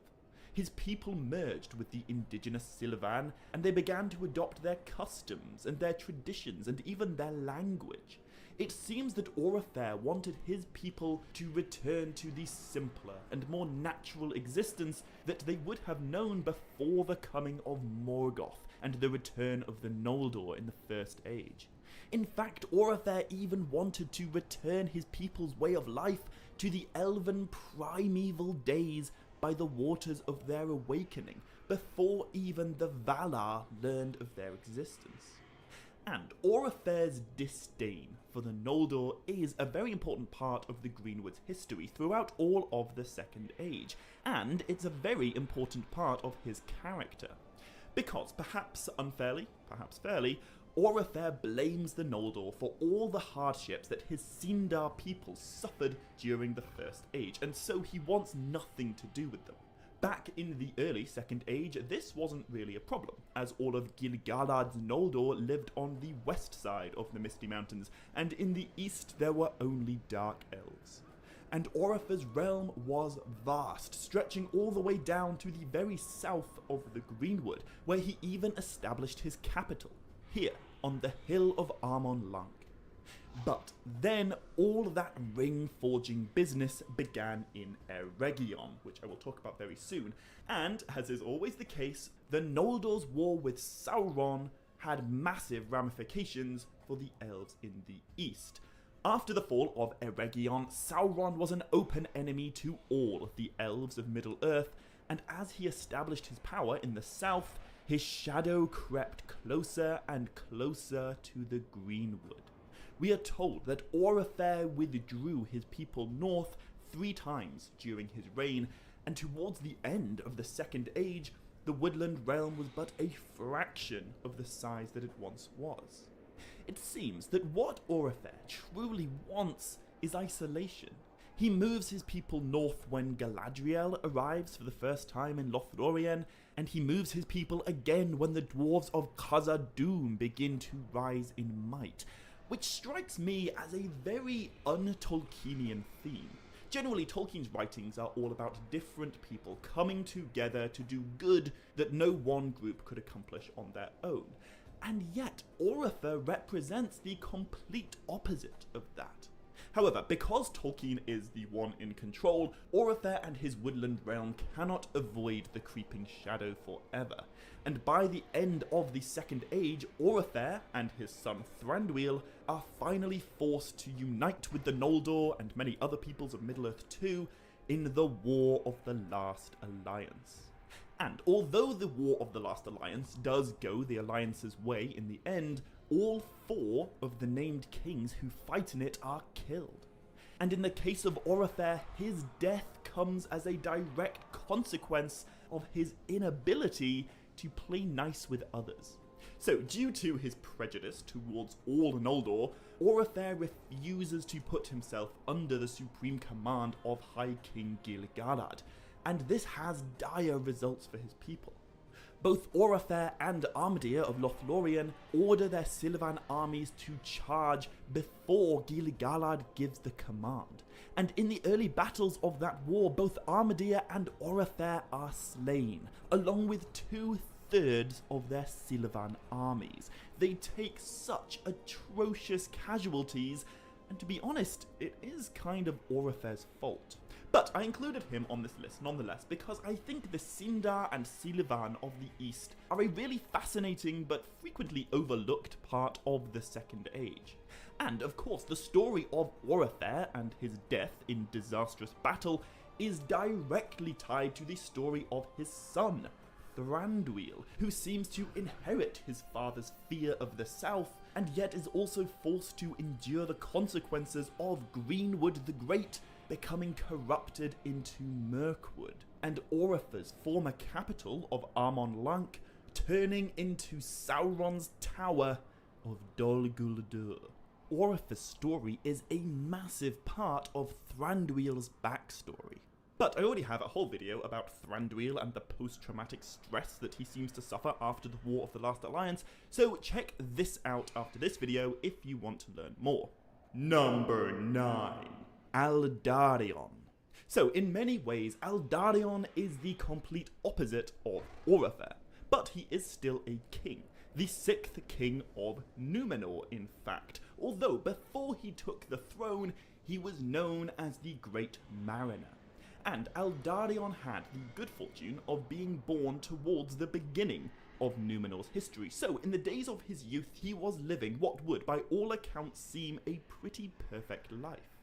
But Eldarion is a very complex character. There's not a huge number of others like him in the Legendarium. You see, Eldarion is absolutely obsessed with the sea, and with voyaging, and with sailing the world in exploration.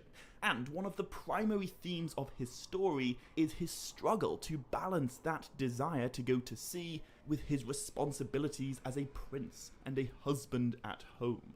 During his lifetime, Eldarion goes on many long voyages, and he even establishes Numenorian havens on the coasts of Middle-earth. In fact, he also ventures upriver and even comes face to face with Galadriel herself at the waterlands known as Swanfleet. But it is at the much more familiar Grey Havens in Lindon that Eldarion meets the Noldor's High King Gil-galad. And this meeting is truly auspicious. Eldarion and Gil-galad develop a powerful friendship that effectively binds the Númenóreans and the Noldor together, at least in the beginning. And I think the bond between Eldarion and Gil-galad is what sets the stage for the bond that will of course one day grow between Elendil and Gil-galad before blossoming into the Last Alliance. However, what makes Eldarion such an interesting character is that unlike many others, he is not an all-out good guy. But he's certainly not a bad guy either. He feels very human. And this conflict with his family seems a lot more grounded in reality than many of the other more mythical parts of the Legendarium. So, as I've already said, Eldarion's personality is guided to a massive extent by his obsessive love of sailing and being upon the sea. The mariner's life seems to call to him in a way that most members of his family simply cannot understand. Eldarion's father is a guy called Meneldur, the 5th king of Numenor, and Eldarion's wife is a lady of Numenor called Erendis. However, to be honest, Eldarion doesn't have the best relationship with either of them. As the king's heir, he is expected to remain in Numenor and to do his duties as the crowned prince. But much to Meneldur's irritation, Eldarion spends years and years at a time voyaging away from Numenor and seemingly shirking his responsibilities to his nation and his people. Similarly, Erendis and Eldarion have a somewhat fraught relationship, which seems to grow out of the fact that they are such different people when it comes to their priorities. As I've said, Eldarion was a man of the sea, and so when he looked at trees, what he saw was timber, the ships, and when he thought about Numenor's future, he imagined colonies in Middle-earth. However, Erendis was a lover of forests. She despised the felling of trees for the building of ships, and she seems to have a real resentment for sailors. Basically, Eldarion could not find fulfillment when he was ashore, and Erendis could not be content when he was away. Over the course of his life, Eldarion's father Meneldur forbids him from sailing to Middle-earth, and his relationship with Erendis deteriorates too, like massively. In the end, Meneldur becomes furious at Eldarion for disobeying his command, and Erendis eventually removes herself and their daughter all the way inland to be raised on a farm where she is taught to despise all men, which is a little bit extreme, but it's an illustration of the great rift that Eldarion's voyaging causes amongst his family. And so, the question is, who is in the right here? I guess on the one hand, it's easy to argue that Eldarion is being very selfish by prioritizing the sea over his family and his nation, but I also think the opposite argument holds water too. Are Erendis and Meneldur the ones who are being selfish by demanding that Eldarion gives up his greatest desire for their sake? I mean, it's definitely true to say that Eldarion isn't a very good husband, or a particularly good father, or a good son, or a good prince, but the way his story ends makes him an incredibly compelling character. You see, in the year 882 of the Second Age, the now elderly king Meneldur receives a letter all the way from Middle-earth. And this letter was written by High King Gil-galad himself. And what Gil-galad wrote to Meneldur is a fascinating fresh perspective on Aldarion's actions. The first thing Gil-galad writes to Meneldur is thank you. He says, "Long have I owed you thanks, for you have so many times sent to me your son, the greatest elf friend that now is among men." Gil-galad goes on to beg Meneldur's pardon for keeping Aldarion away from home for so long, and he takes full responsibility for the delays in Aldarion's returns. But Gil-galad explains that it was all worth it, for Aldarion brought great knowledge and counsel to Middle-earth, and this is made all the more necessary by the fact that a secret shadow has been growing in the east. And Gil-galad perceives that this enemy is a servant of Morgoth's. He goes on to write that if a new Dark Lord does rise, the elves alone will not be powerful enough to resist him. An alliance must be built between the Eldar and the Númenóreans, and thanks to the voyages of Aldarion, that alliance is beginning to come into existence. And so, although Aldarion's actions caused anger and resentment for his father and his wife, from a big picture perspective, Aldarion was right. He has this obsession that his family do not understand, and he spends most of his life being told that what he's doing is wrong, and that his true priority should be staying home in Númenor. And yet, in the end, Aldarion's obsession is what sets in motion one of the most significant events of the Second Age. Yes, it's true, he could have been a much better husband, and he could have been a much more dutiful son, but if he had, would there even have been a last alliance? I don't know. Number 8. Celebrimbor. Now, Celebrimbor is one of the most important characters in the entire history of the Second Age, but the truth is, he doesn't live to see the second half of it. Celebrimbor's great claim to fame is that he is the Lord of Eregion, and he is one of the greatest craftsmen of that age. In fact, he is the grandson of Feanor, who was the greatest craftsman of the First Age. And the main thing that Celebrimbor is known for crafting are the Rings of Power. So, in the year 1200 of the Second Age, the Noldor of the North are visited by a fair and angelic being who calls himself Anatar, the Lord of Gifts. And although Gil-galad and Galadriel are both pretty suspicious of this fair stranger, Celebrimbor welcomes him into Eregion and learns much under Anatar's tutelage.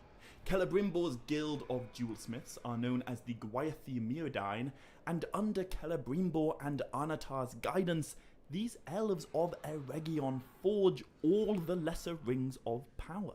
But Celebrimbor also forges 3 rings in secret, totally absent the influence of Anatar, although still using his knowledge and lore. These 3 rings of Celebrimbor are of course the 3 elven rings, Vilya, Narya, and Nenya, which will go on to be borne by Elrond, Gandalf, and Galadriel in the Third Age. And the reason this is all so significant is because Anatar is of course not what he claims to be. The Lord of Gifts is merely a deception. Anatar is Sauron. Sauron is the one who instructs Celebrimbor's craft of the rings, and it's Sauron's knowledge that goes into the forging of even the 3 elven rings. Now, Sauron's deception is finally revealed to Celebrimbor in the year 1600 of the Second Age, when Sauron also forged a ring in secret, the One Ring, to bind all others. As soon as Sauron places the ring on his finger, Celebrimbor feels his evil, and he perceives that he's been betrayed. He sends the 3 rings away to Galadriel and Gil-galad, and he keeps the other 16 rings of power in Eregion, where he refuses to allow Sauron to reclaim them. And this is what begins the War of the Elves and Sauron, the first war of the Second Age. In this war, Eregion is conquered, and the 16 rings are taken by Sauron to later be distributed as the 7 and the 9. And I'll talk more about this war a little later down the list, but during the sack of Eregion, Celebrimbor meets a truly gruesome end. He was captured by Sauron and tortured for the location of the 16 rings and for the 3 that he made in secret. But although we know that Sauron did later reclaim the 7 and the 9, even after 2 years of torture, Celebrimbor never revealed where he'd hidden the Elven 3. But after Celebrimbor's brutal torture, his story gets even darker. Because when Celebrimbor did eventually die of his torment, his body was shot with arrows and hung upon a pole to be carried by Sauron's orc armies as a war banner. Throughout the rest of the conflict, Sauron's armies go into battle bearing the desecrated body of Celebrimbor. Number 7. The Blue Wizards. So, in the Unfinished Tales, we are told that the Blue Wizards are called Alatar and Palando, and they did not come to Middle-earth until 1,000 years into the Third Age, along with Gandalf and Radagast and Saruman. According to those writings, there were no wizards in the Second Age. However, in Tolkien's later writings, we are given a different story. In a chapter of the Peoples of Middle-earth, which is simply called Last Writings, we are told that the 2 blue wizards came to Middle-earth much, much earlier than Gandalf or Radagast or Saruman, and they arrived at the Grey Havens in the same year that Sauron forged the One Ring. But the blue wizards did not arrive in Middle-earth on their own. They came at around the same time that Glorfindel returned to Middle-earth to aid Gil-galad and his elves in the coming war against Sauron. However, the Blue Wizards did not stay in the west with the elves. Instead, they journeyed off into the east. And that is the very last thing that can be said about them with absolute certainty. Nevertheless, the Blue Wizards are one of the most fertile grounds for speculation in the entire Legendarium. In his last writings, Tolkien gave the Blue Wizards new names: Morinatar, which means Darkness Slayer, and Romestamo, which means Helper of the East. And unlike in his earlier accounts, where it's implied that these blue wizards eventually turned to the dark side and founded secret cults and magic traditions that outlasted the fall of Sauron, in the later writings, Morinatar and Romestamo stay true to their task, and they stir up rebellion in the East and give aid to the clans of men who reject the worship of Melkor and ally themselves against Sauron. Tolkien states that the Blue Wizards must have had very great influence on the history of the Second Age in weakening and disarraying the forces of the East, who would, both in the Second Age and Third Age, otherwise have outnumbered the West. And I find this fascinating. The Blue Wizards are so mysterious, but there is a massively prominent theme in all of Tolkien's writings that whilst the famous heroes are off doing their thing to bring down whatever Dark Lord they happen to be facing, there are other lesser-known heroes working in the background and doing their part to ensure that evil cannot triumph in the end.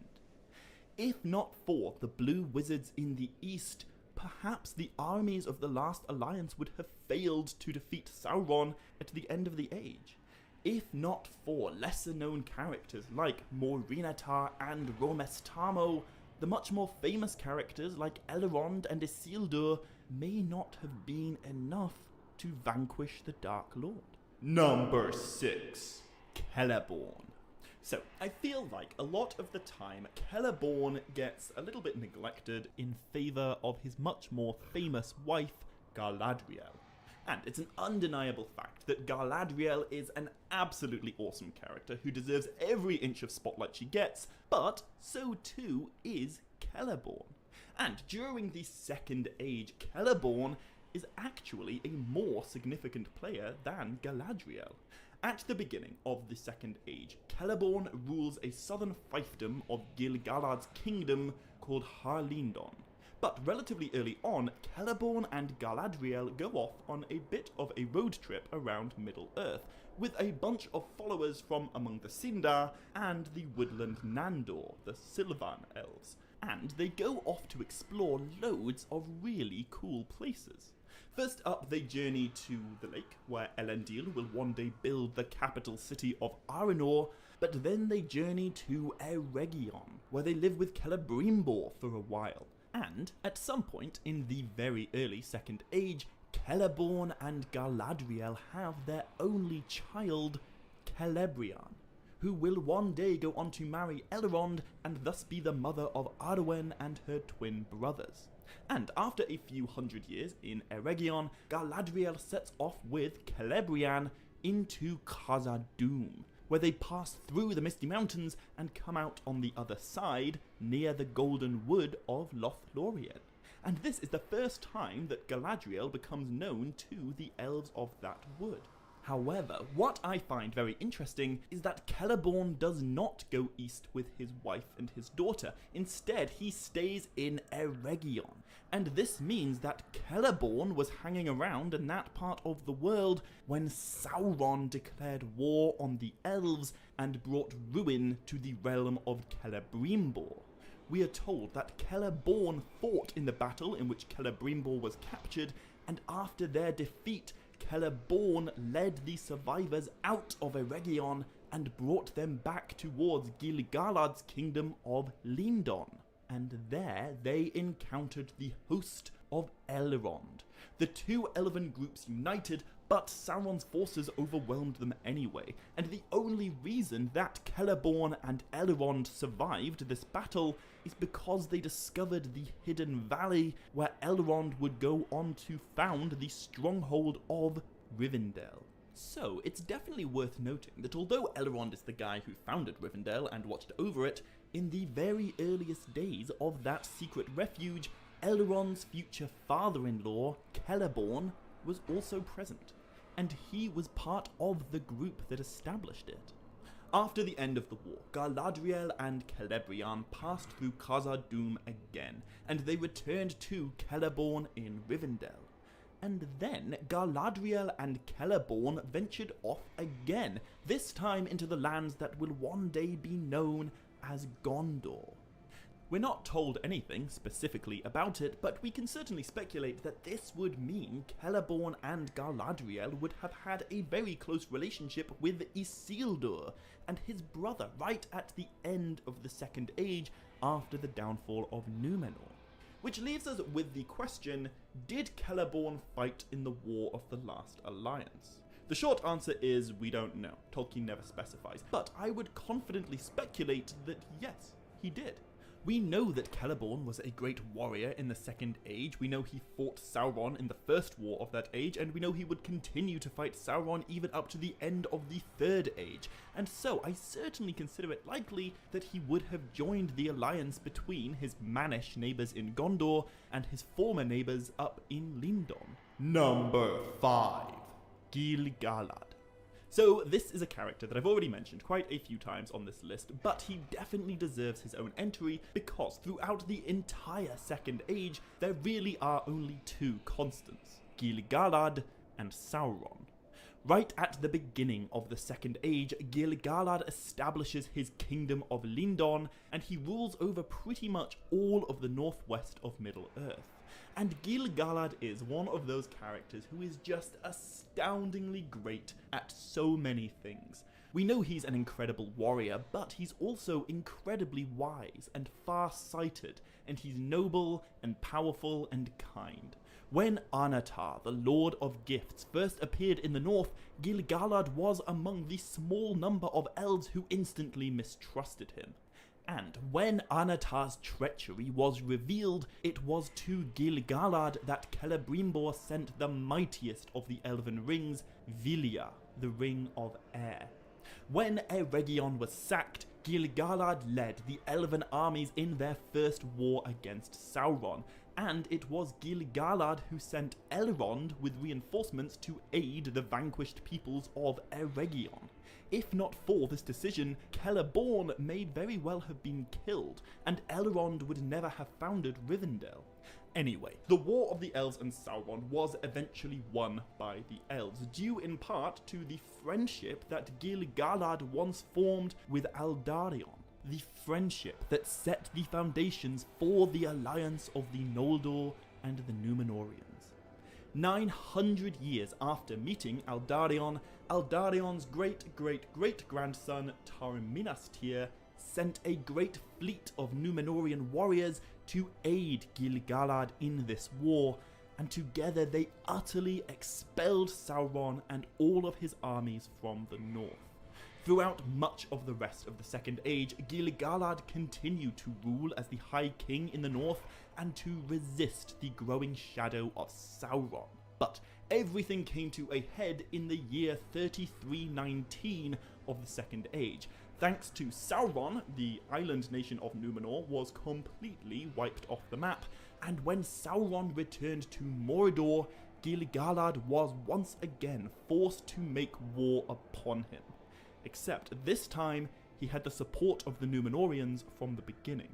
So after Númenor was destroyed, the faithful Númenóreans that survived were washed up on the coasts of Middle-earth.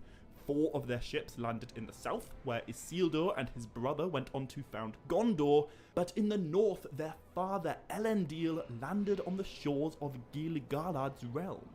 And just as he had done with Aldarion and Minas Tirith over 1,000 years before, Gil-galad developed a powerful friendship with Elendil and his now exiled Númenóreans. In fact, Gil-galad and his elves helped Elendil and his men build their new kingdom of Arnor. But then came the War of the Last Alliance. Down in Gondor, Isildur's city of Minas Ithil was attacked, and for the last time in Middle-earth's history, an alliance of Noldor, Sindar, Dunedain, and dwarves all united to do battle with the Dark Lord. And in this war, Gil-galad was the supreme commander. His armies joined Elendil's at the hill now known as Weathertop, and together they marched to Rivendell, where they spent 3 years building their strength. When all was finally ready, Gil-galad marched his army over the Misty Mountains and down towards the Black Gate. At the Battle of Dagorlad, Boromir got himself killed pretty quickly, but eventually Gil-galad and his army overpowered Sauron's forces and broke through the Black Gate. Alright.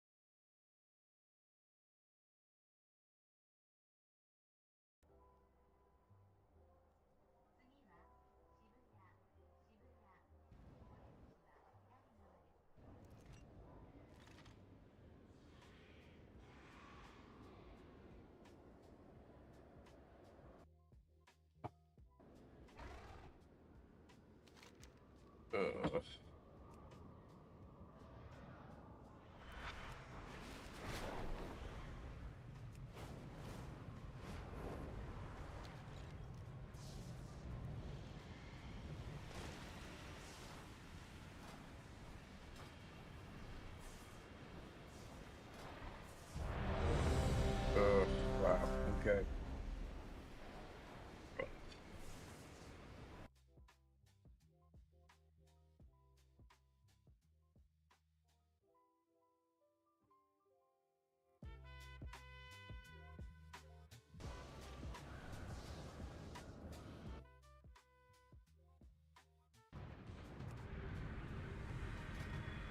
Just not even more. I just can't.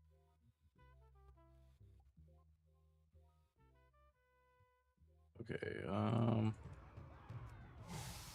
an arena. Go PvP gear on. Let's probably go with succubus. Let's do soul rip and impish instincts. Man, so many evokers. Holy moly. This priest is kind of low. I don't know what target is.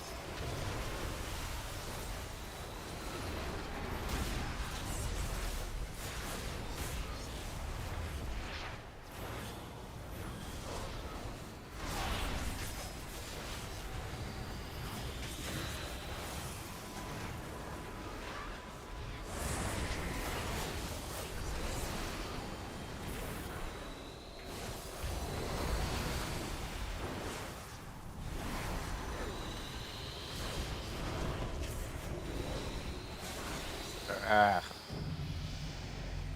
Ugh. That was a filthy round. I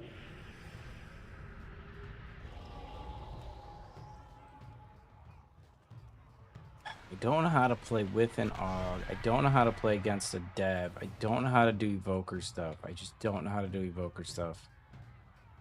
Don't know how to do it. Evokers just crush me every single time.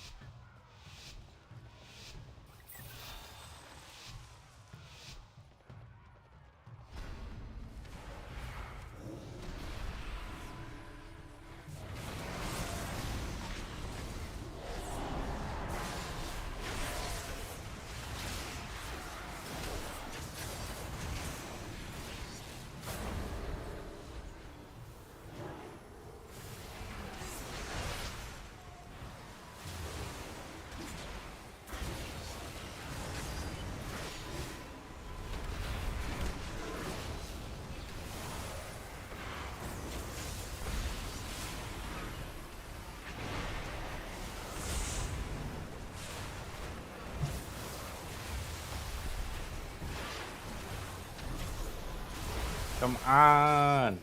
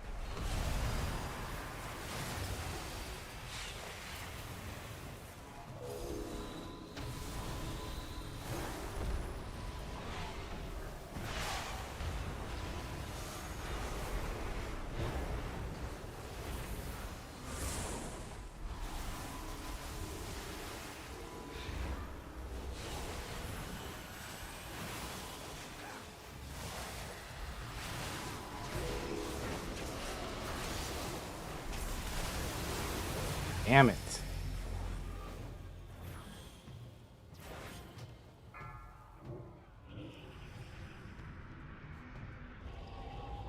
Shouldn't have ran in there at the end. Just shouldn't have ran in there at the end. I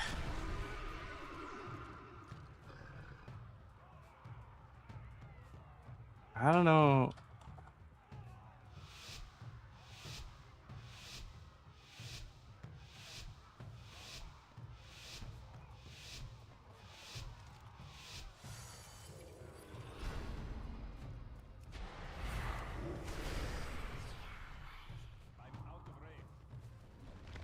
Ugh, fucker.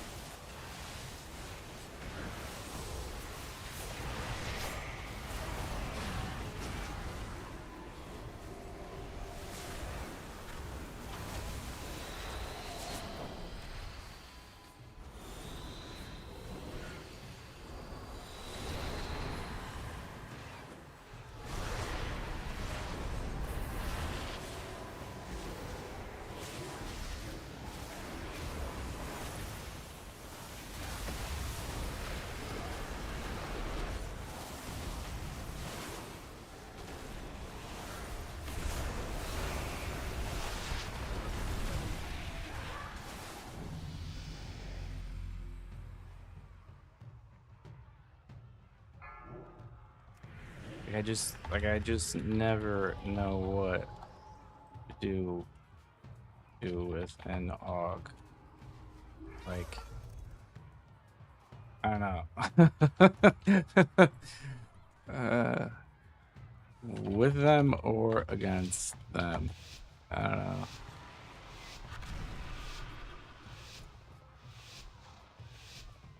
Yeah, it sucks. Yeah, yeah. We got 3 fucking.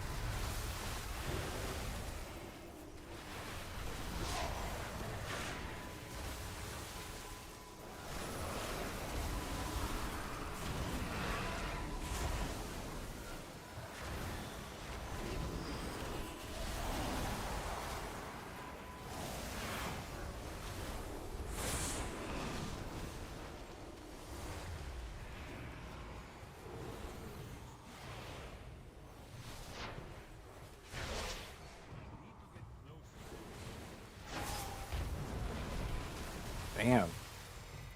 Just 3 evokers is so silly. uh,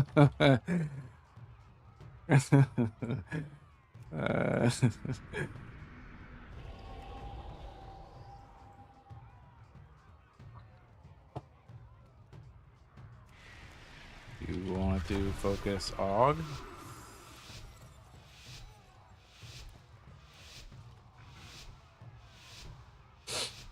Ugh.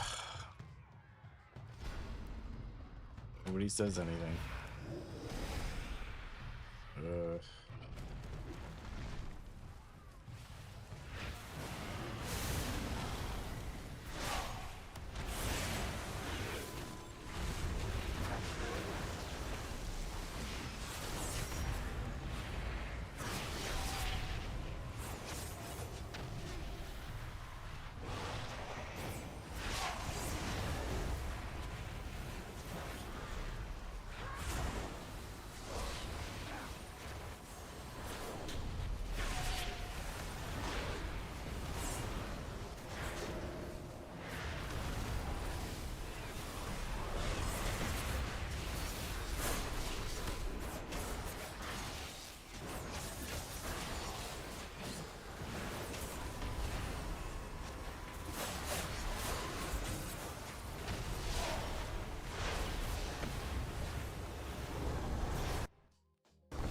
Shit.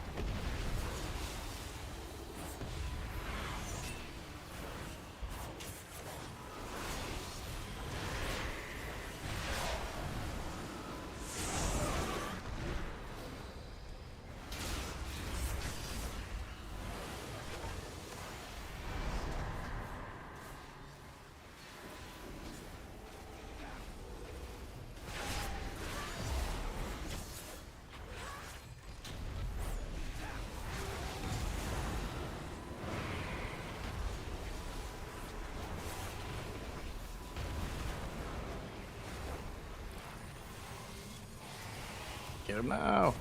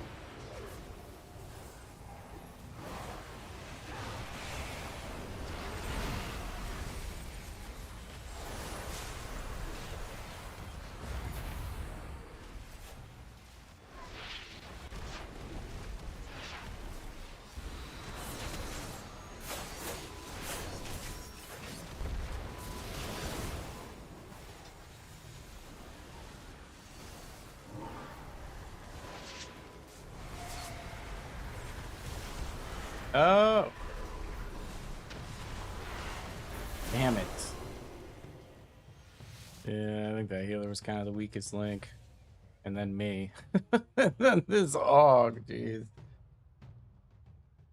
I just don't know what to do against evokers, man. Don't know what to do. They move around so much.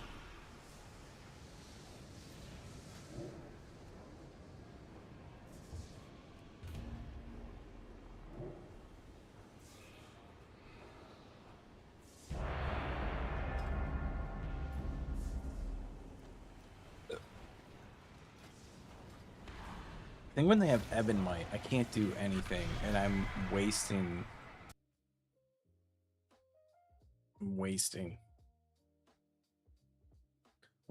things against them.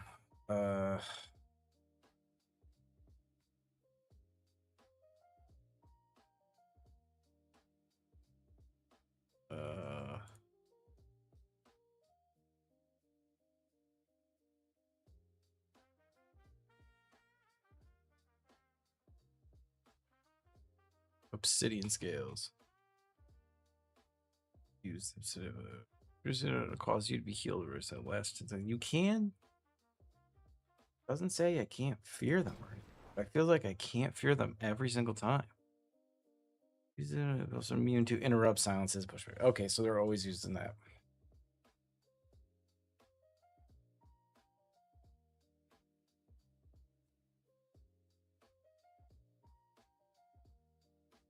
Okay, so when they have that, you're just wasting. I'm just wasting casts. That's what it feels like.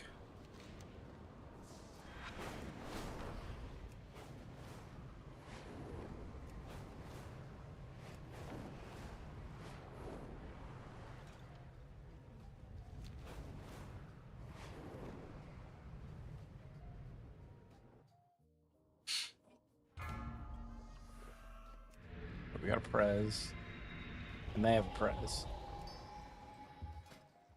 Prez versus Prez. Do this.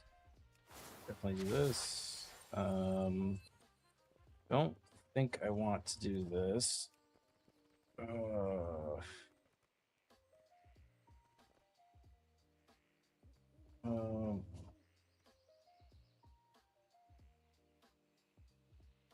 Just stick with I'll stick with the casters there. Not a lot. Yeah, I'll do Soul Rip.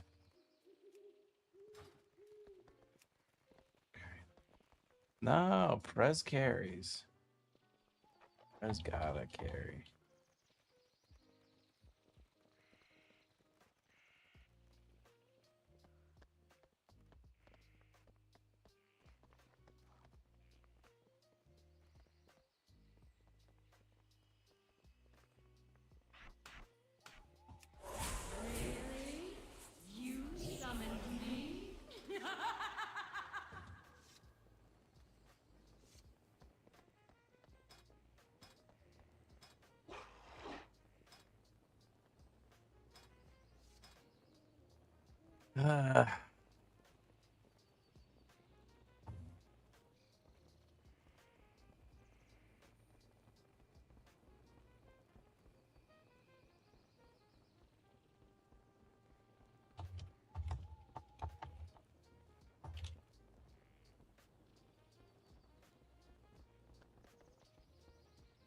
Right.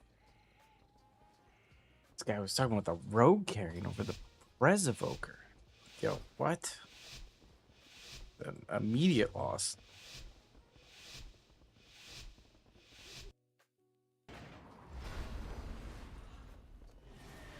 Good old Warstone Gulch. I'm just sticking with our Prez. Where is he?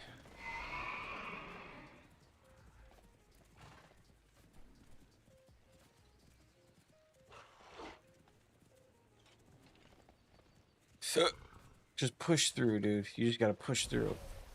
You're a Prez Evoker. Don't let them beat up on you like that. We're just letting ours get through. They're just letting them.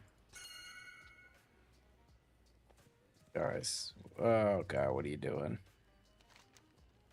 Our Prez is just kind of standing there getting pounded, and there's just ran right through. Damn it. Yep. I don't know. We'll see. But it's not too hopeful.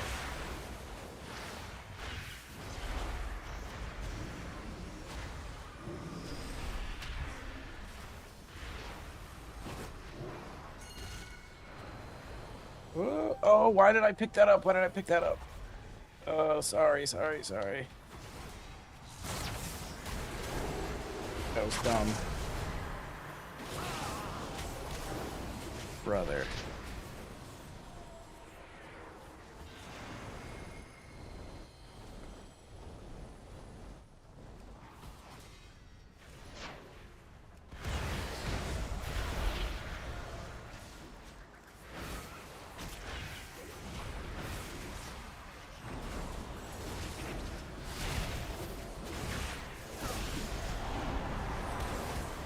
Like, we need way more on O.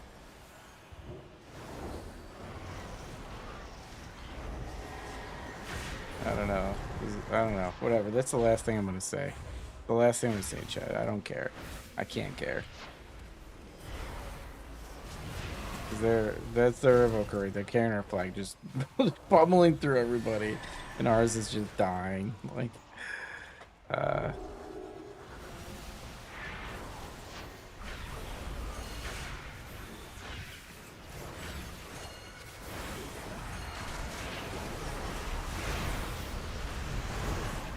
the whole idea of Prez versus Prez is you just go hard offense.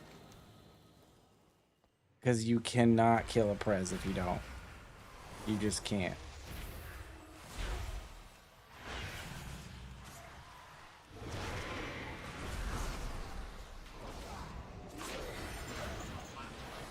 Like, we can't have two people.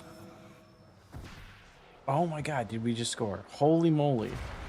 2 rogues. These 2 rogues are rogues. Our rogues are amazing. That's all I'm gonna say. Like, I don't know. I don't care if I die, dude. Whatever. You killed me. I was typing. Well done.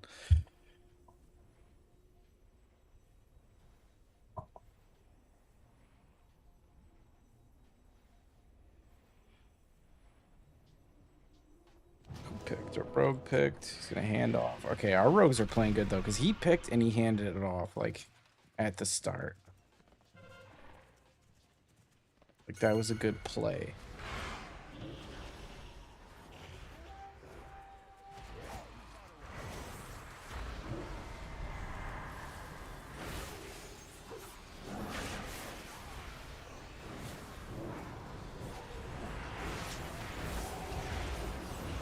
Does our rogue still have it? Or did we hand off? I can't even see.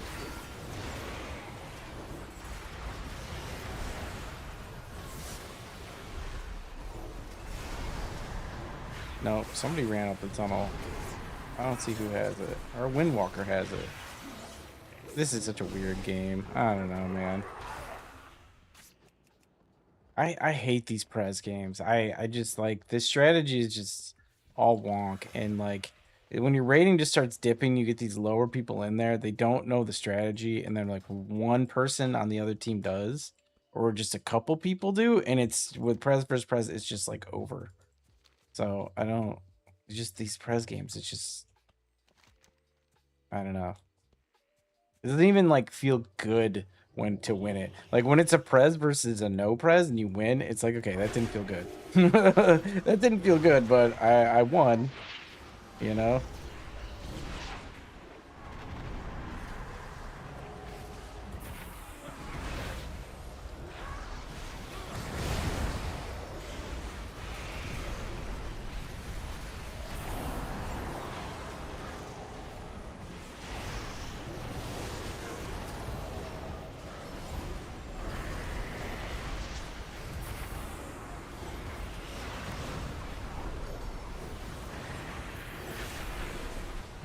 Damn, dude, that guy just keeps healing up. Oh, there's a rogue hero, and I'm dead.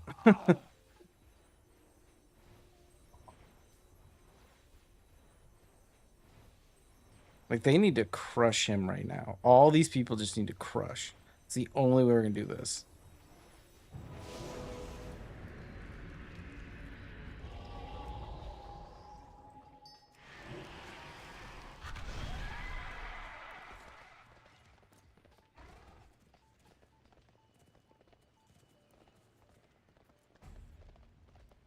Okay, okay, they did it. We have a good offense. They picked it up. They cleaned it up. It's happening now. Well done.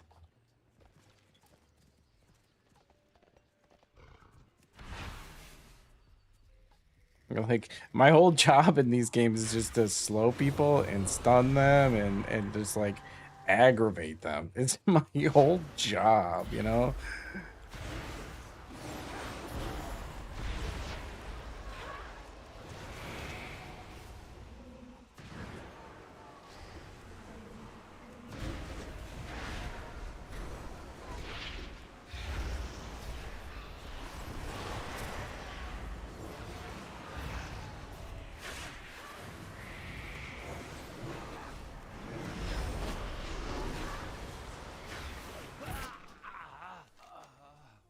All right. I thought those guys would just keep moving. I just expected just that Pally was just running in circles. They're literally standing there just waiting for the prez to get back so they can put damage on them. That's it. Because they know there's no point. They move so fast. It's like,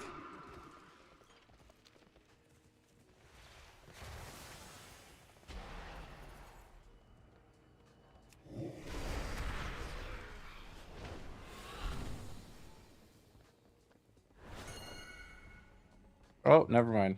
Never mind. Didn't realize they didn't pick. GG. Yeah. And it was 3-0. 3-0.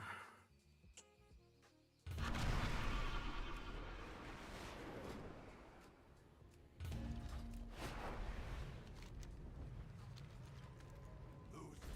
do you want?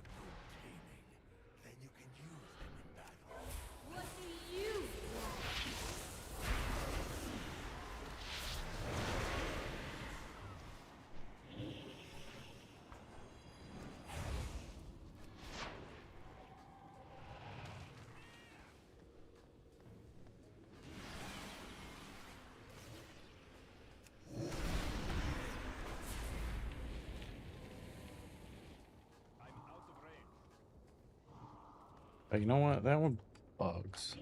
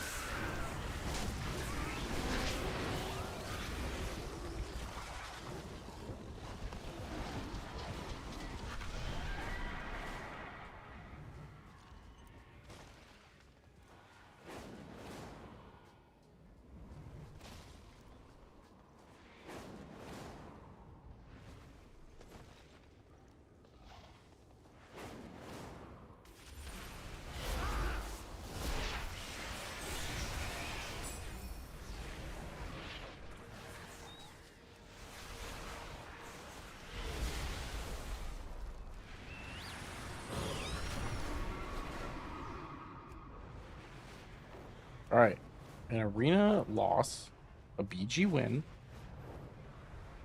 So far, typical ongoings.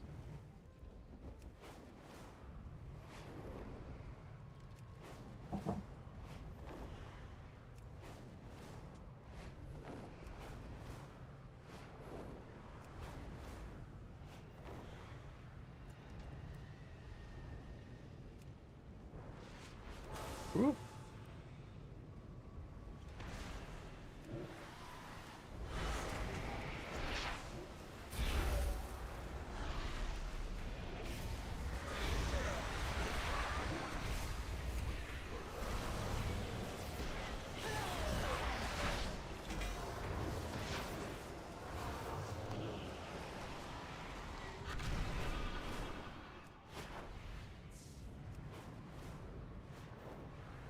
See if this guy's poking around.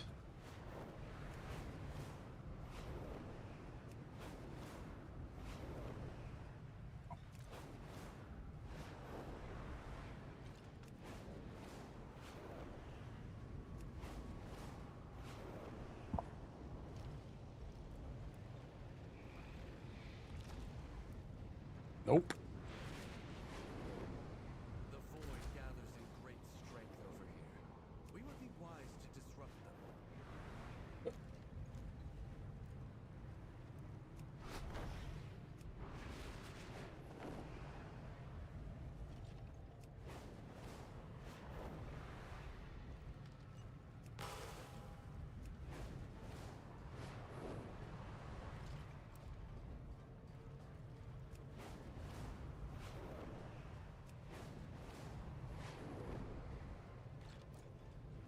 This one's cool.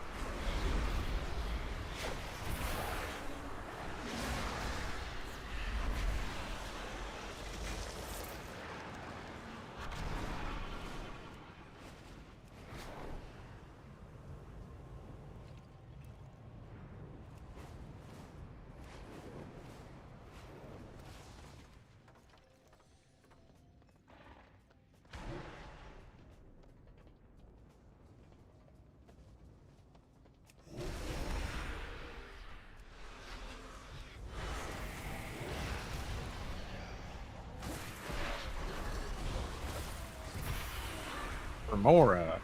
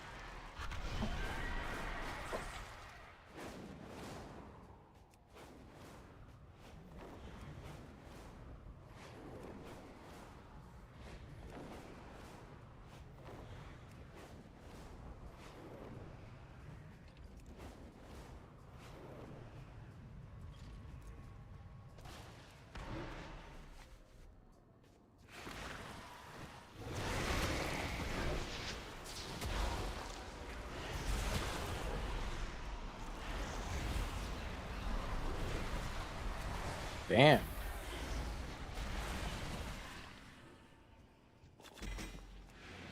All right, let's go do some Zulamon rares.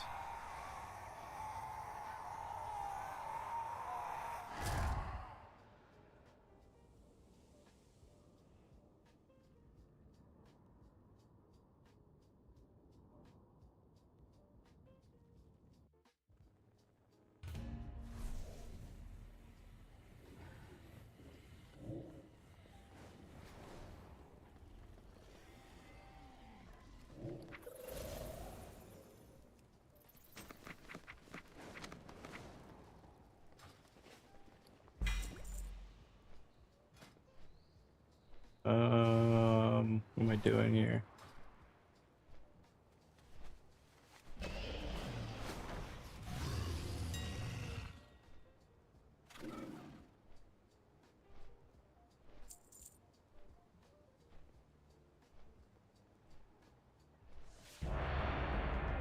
Ooh, BG.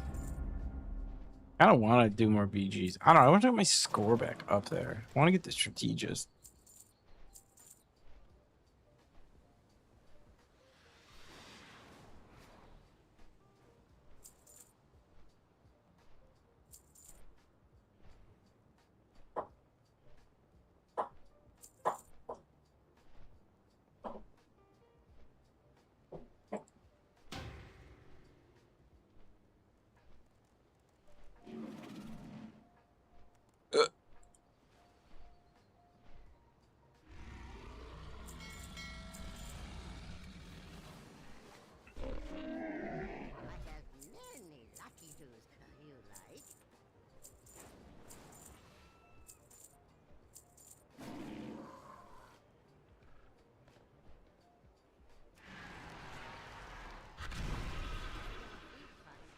Yeah, let's just do some Eversong.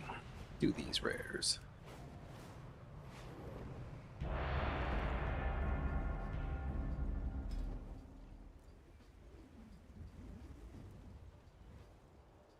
Ooh, money quest. Ooh, money quest.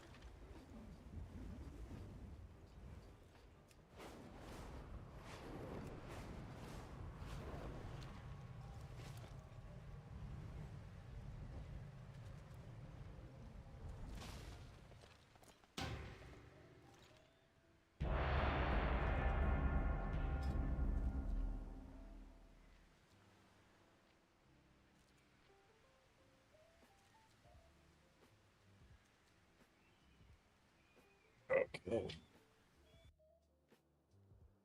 Illness. I'm bored. Playing for the red team. Hey.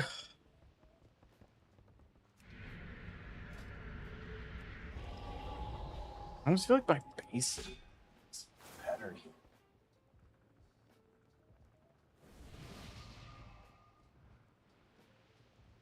I don't know. Don't use that much.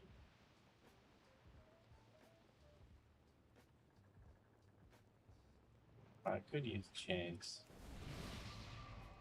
I don't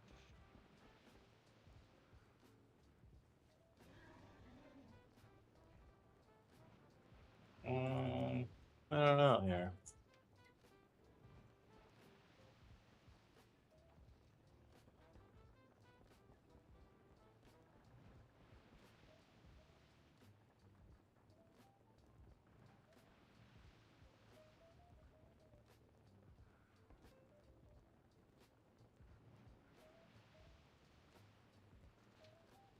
Guess I could try that.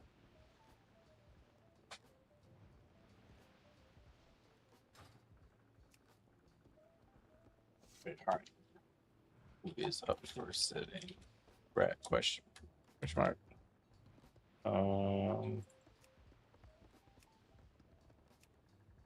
Why can I not click that?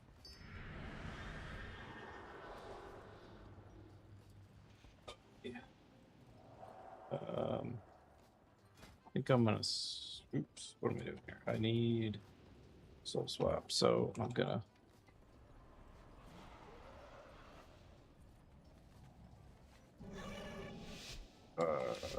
Soul shit.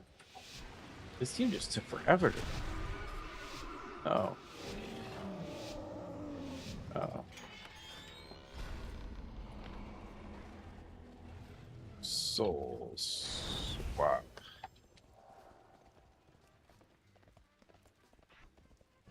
I don't think this team's doing some funny plans here. This is not. I don't think this is gonna work out well.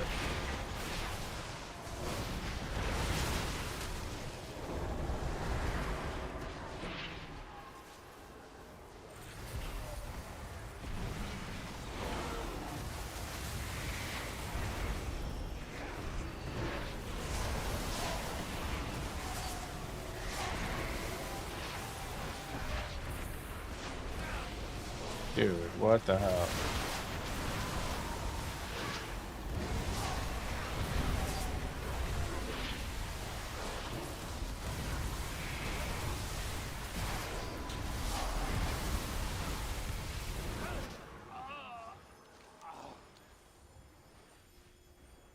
I mean, I'm standing there hitting that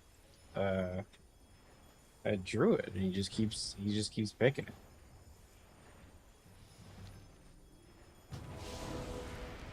I don't understand that.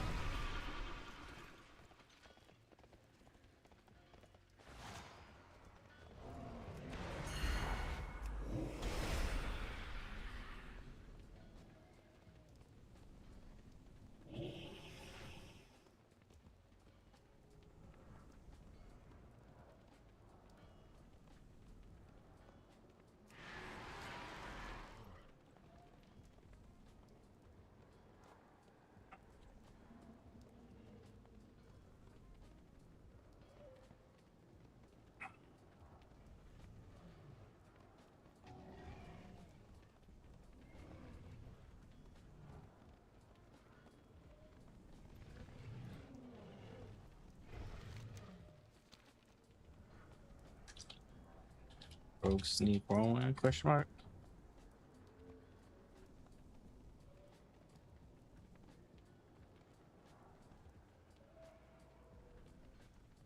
I mean, this track can work.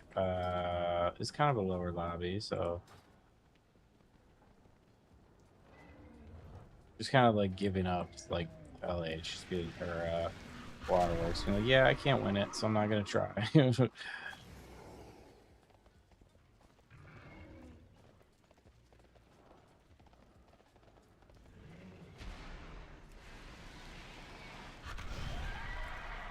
Oh, that's not good. Our Mistweaver died. Ooh, and the other heals died. That's super not good. Yep, we lost it. We lost it. Yeah, GG's. Yeah.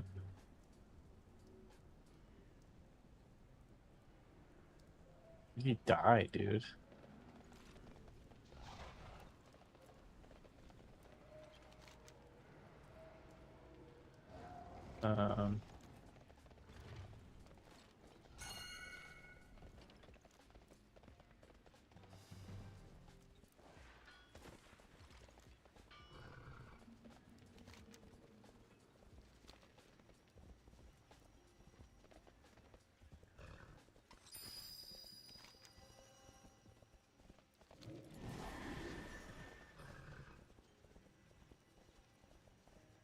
No, I got too many sitting over there. Okay, maybe I can help that. Yeah, this is kind of a loss here.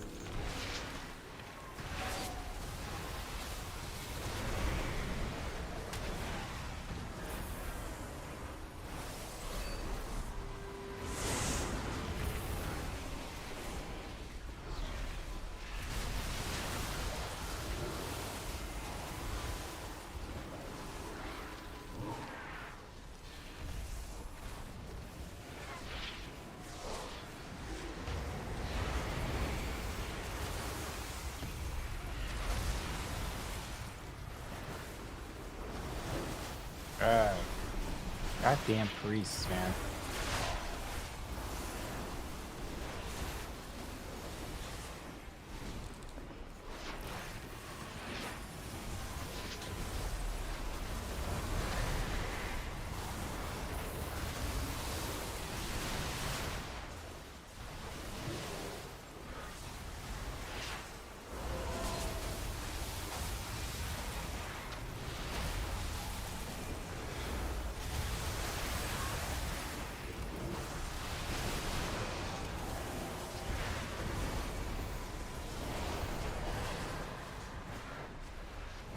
Oh, we get LA back again. That's interesting. Our rogue did pretty good there. Rogue did pretty good there.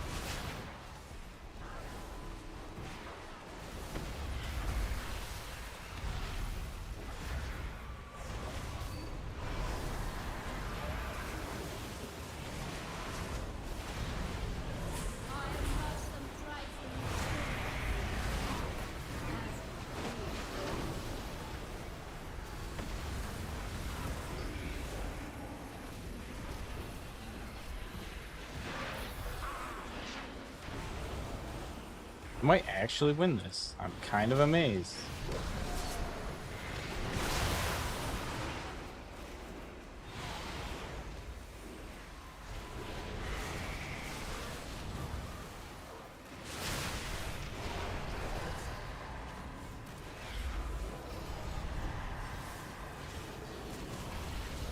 They're keeping too many people here. Is the problem.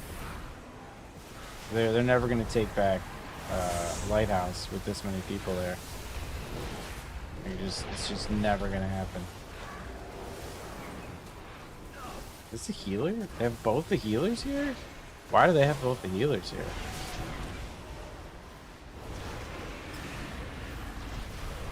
They kept both heals. Ugh. Bad decision. Bad decision. GG. That was a bad decision on their part. I thought that was a Windwalker one. Really? And then I was like, wait a second. I was focusing on that priest. Not even. I'm literally not even looking at the monk. Like both healers there. That map is so strong. Like healers. I don't say.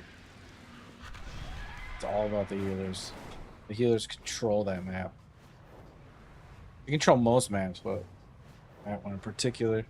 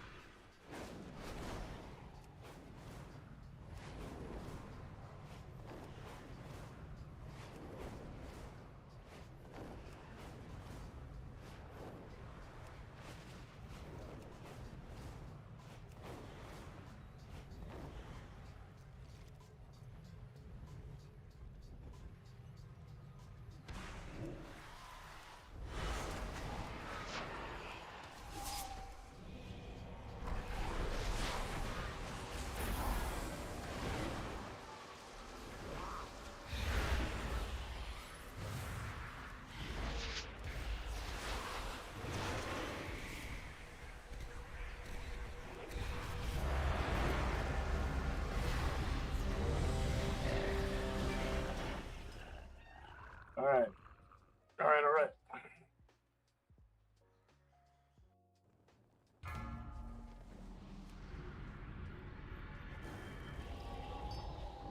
Okay, so I'm gonna go into my regular arena build. I think, yeah, I'll do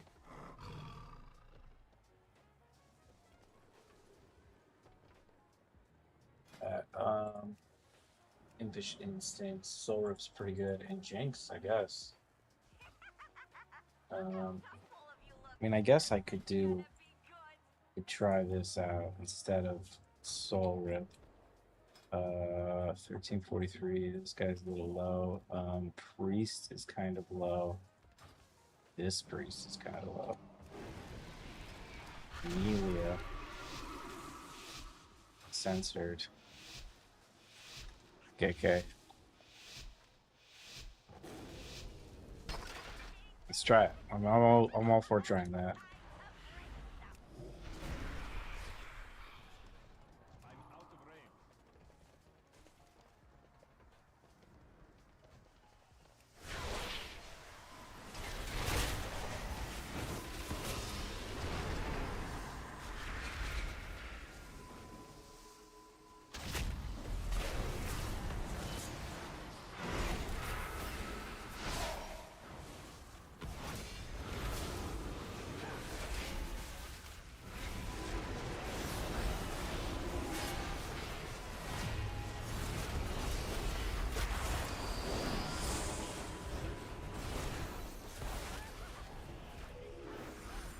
Okay, the priest is the target.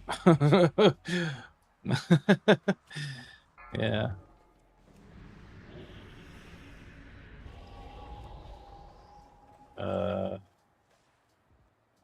Try and stay ours. I'm not gonna say anything. They're gonna be my enemies soon. Okay, so I'm gonna need to go a little bit more defensive here.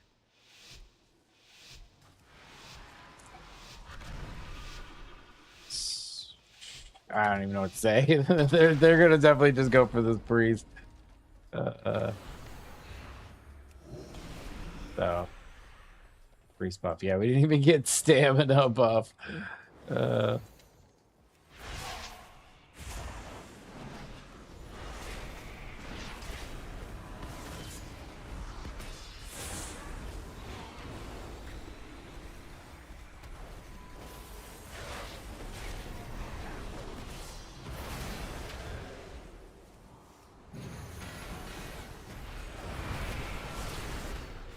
Isn't really hard for the priest to heal me though if he's getting crushed.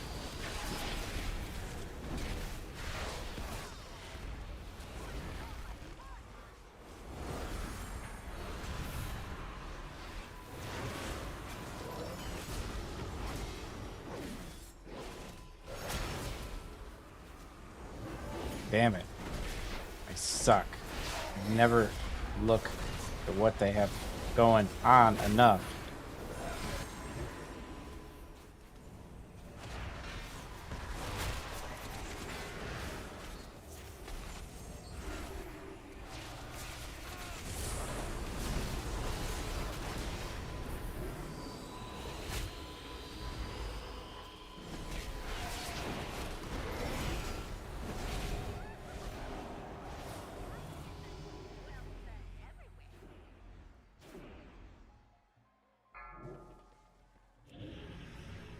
Which was that priest? Go for that priest.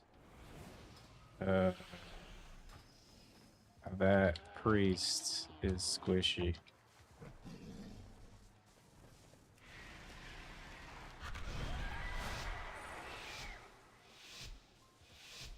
Low rating. We're not in agreement. I'll just see who he's going for, and I'll just do that. Go heal? What do you meant to say? Go heal. They're all just leaving me behind out here. Yeah.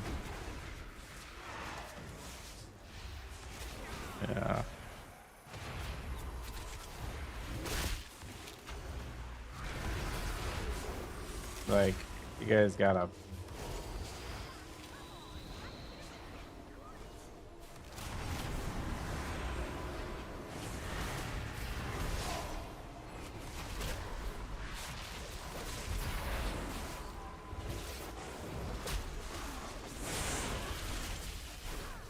No.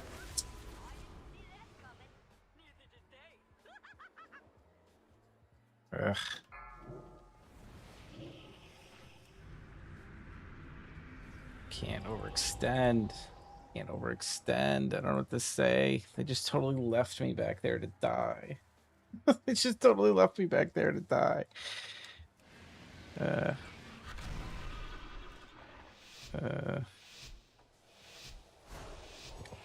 Overextended that match.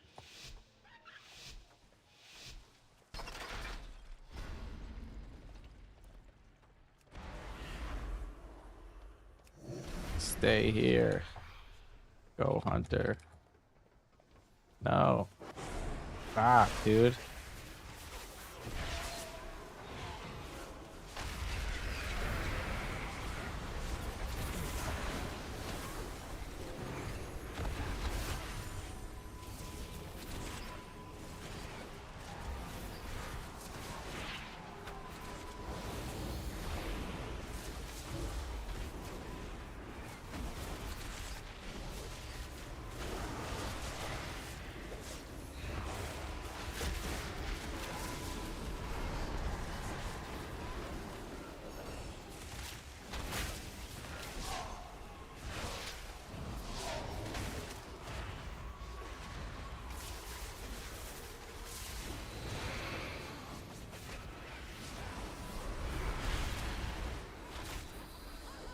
No. Shit. Ugh. Healer's just getting ripped.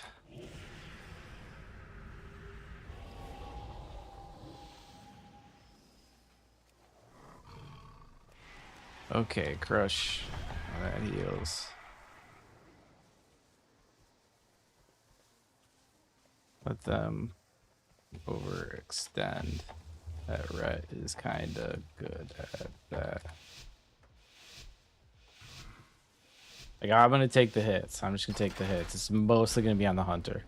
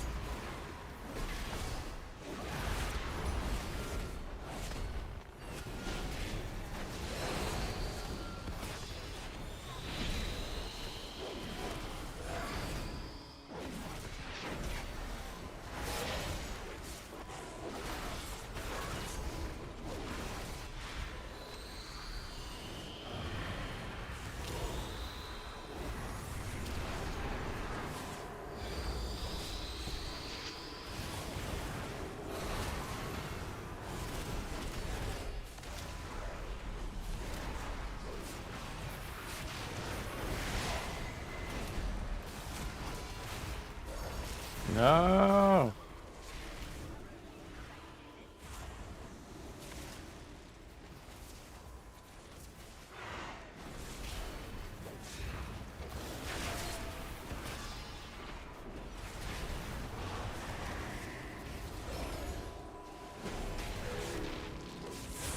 I don't understand who we're going for. I feel like I'm getting screwed over here.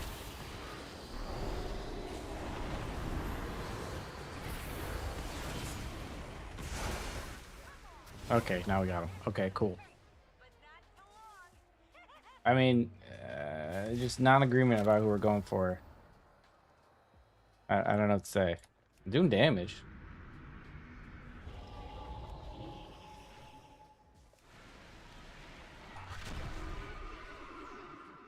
I mean, why did we go for him?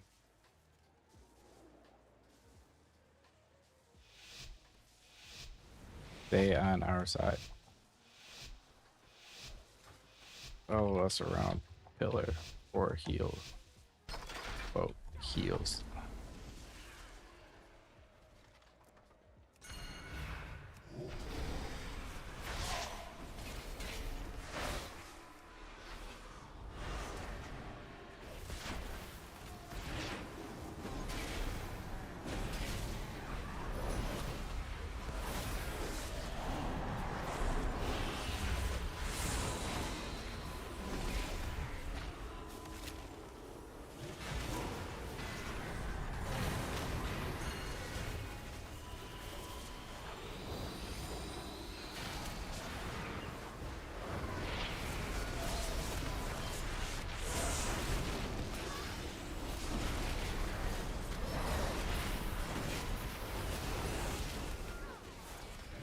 Nice, nice, nice.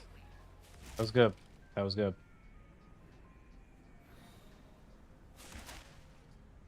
That was good. That Rhett won 0 rounds. The only 2 ones I won with that, the loss were with that Rhett. Yeah, Rhett wasn't playing very well.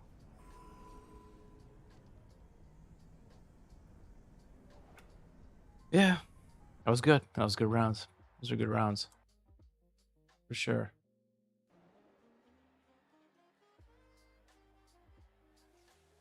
Won some, lost some. Learned a little bit. Used things that I knew. Really just want to get back up to 2300, man. It's so silly. I was doing pretty good. What did I get up to? What did I get up to? 2331. I was climbing, and then I just got a string of like 5 bad games. Again, that BG, you know? I don't know. You just get like some good games and good people, and then you get a string of just total closeout. It's like it's like, I don't know, 10-15% of the time where I really think like what I did could have made like game just changing like decision. Most of like those extreme losses, it's just like, I don't know, this team just did not want to play together. You know, pres evokers that don't want to carry or don't know how to, people that disagree with each other, people that make a plan and then like half the team doesn't stick to it. It's like, which even that can be okay, but then they just do silly things. Like we had one game in the restoration, shaman just kept trying to spin flags all by themselves, and it's like, dude, you're one of 2 healers. You're so important to be with the group, and you just keep dying on your own. Like, I don't know. It's like this map is like 1 heals versus 2. Like you can't win that, you know. You just gotta kind of like shake that off, though. There's not much you can do. Your rating just kind of suffers from it, though. It's all right. Some people in games get so mad. It's so silly.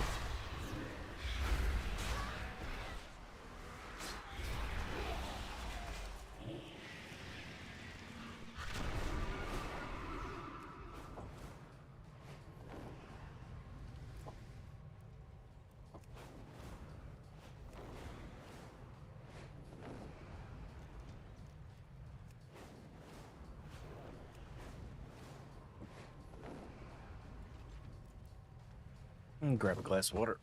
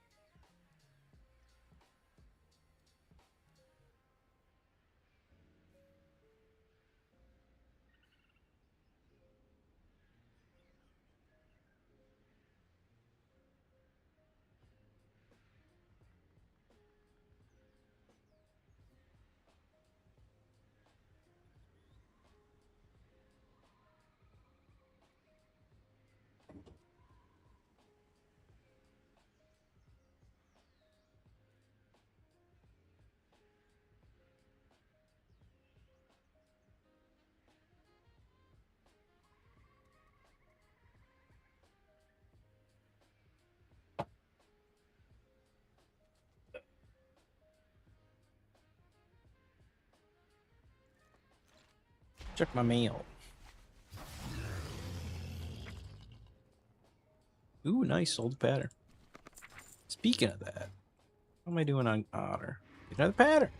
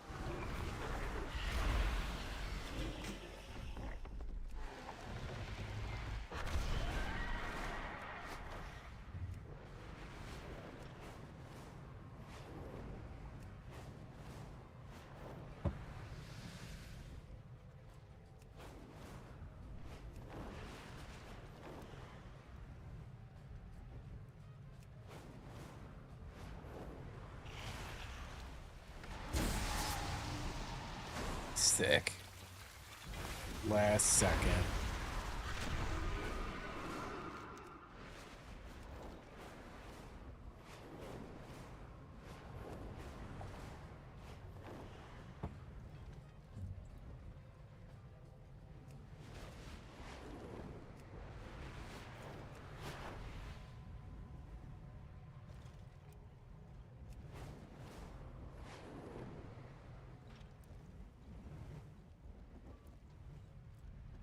Check out Bad Zed. Right up here. Or maybe I'll just first. I check that guy. Yeah, I'll go back. I don't know. Zed's up. Sick.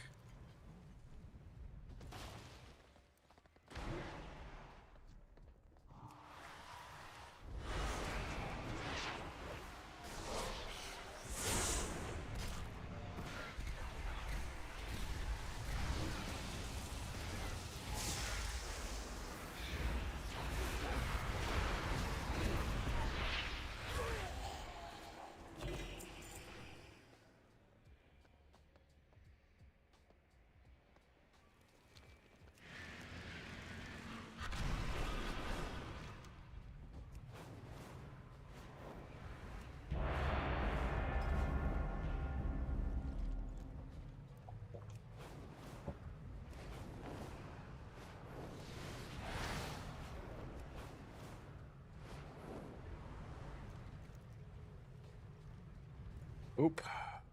Capture the flag. Oh, no, I'm not. Sorry. It's so stupid. Not capture the flag at all.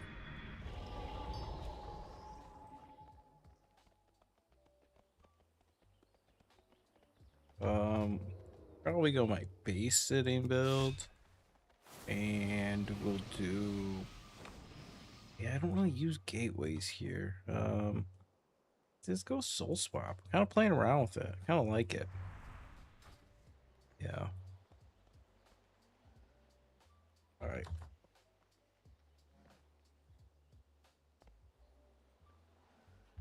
Wolf and ILM. Need OEN with us. OEN.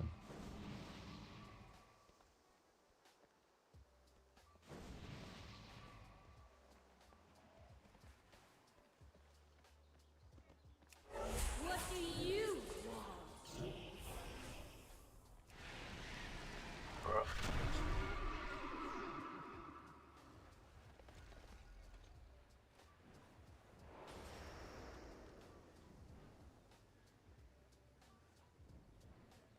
It's the ratings here.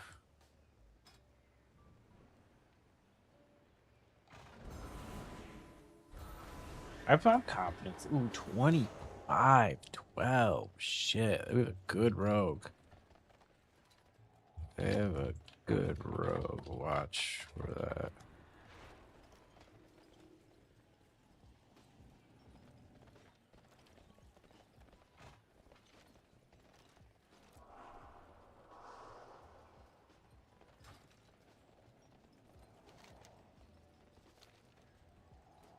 GM. Go GM then.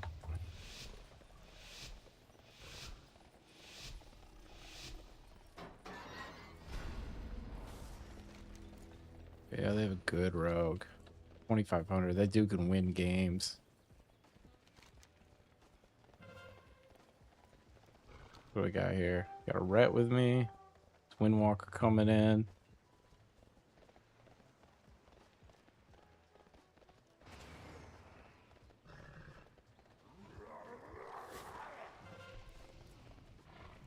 Nice, nice.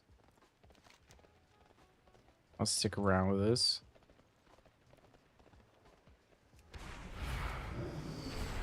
I wonder what that means. They probably want LM. I want lumber mill.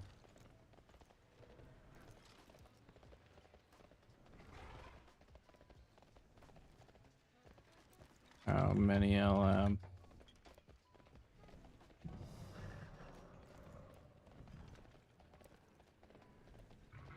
I mean, I hate to say it because it's boring, but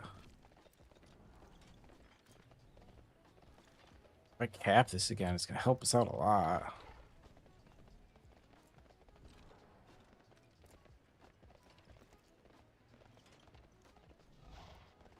Stables. Shit. Needs help. I'm gonna cap this first, bud. We're probably gonna lose stables.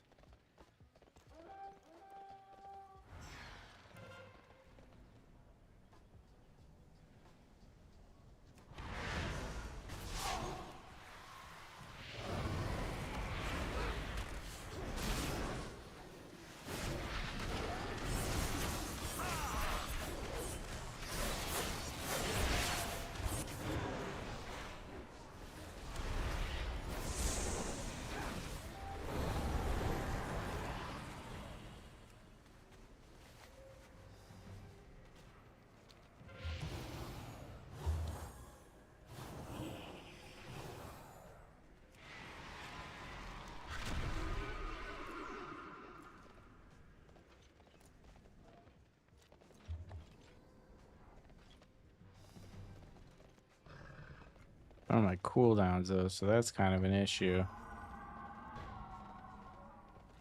That ret should have stayed.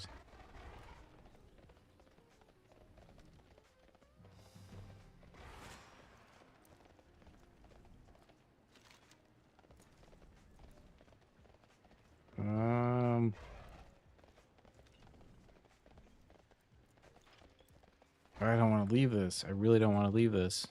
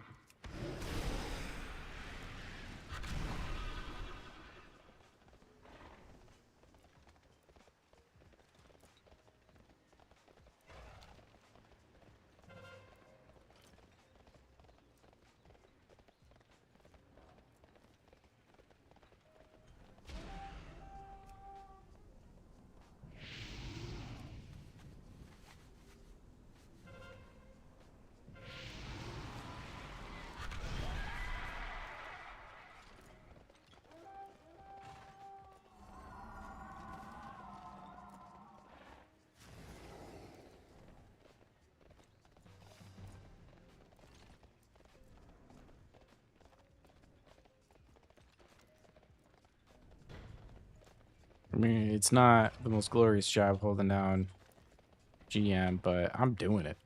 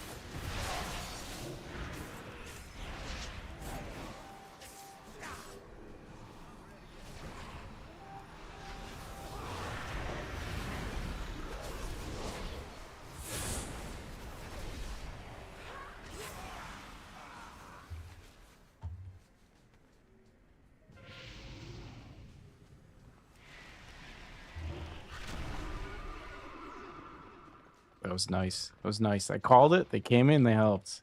Oof. Man, they saved it. They saved it, saved it, saved it. Ooh, this doesn't look good, though.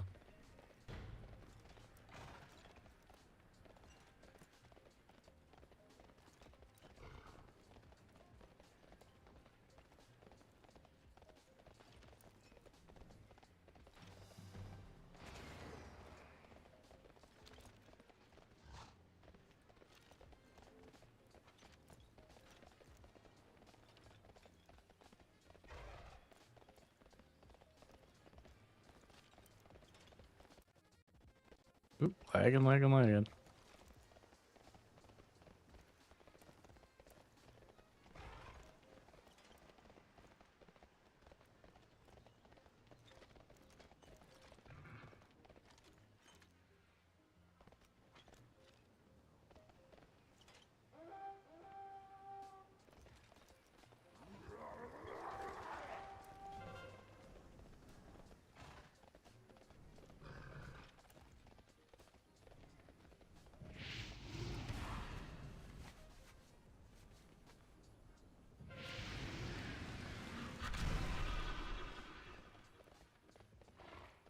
GM's good, dude. GM's good.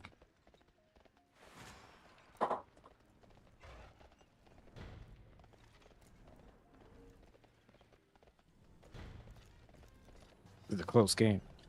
We're winning, but it's a close game. This could be anybody's game.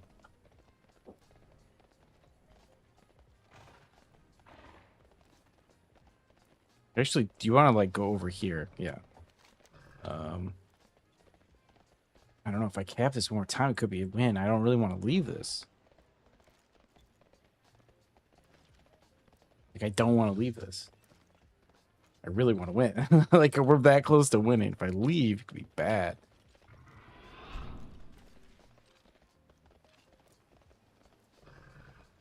Got all my cooldowns. I feel good about defending this.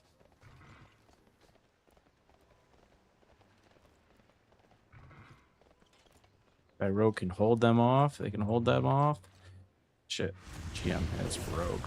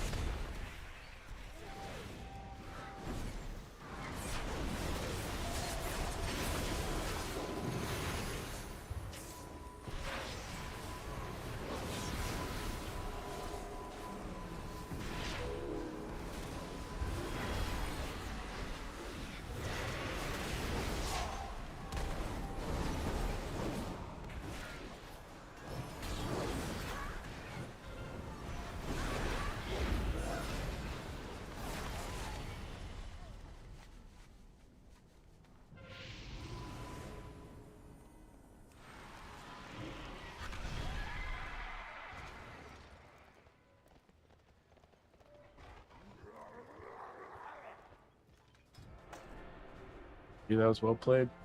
Well played. That rogue was pretty high rated. He couldn't get me. He couldn't get me. All right, back up to 2300.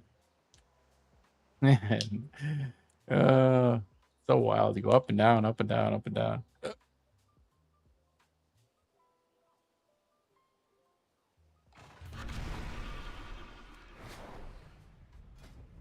Yeah, 162 now. That should count as their strategist win. Come on.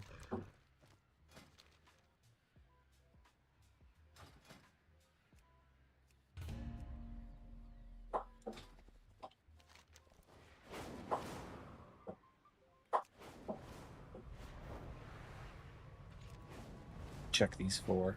They're pretty close to each other.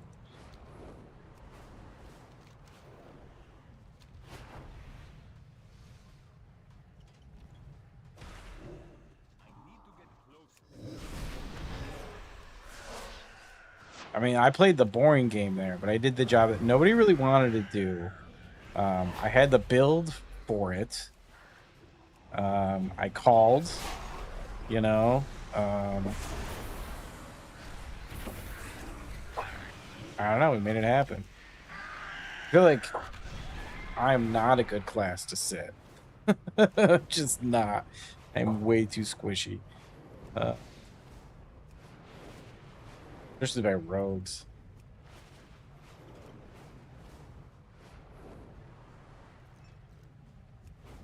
But I am a team player.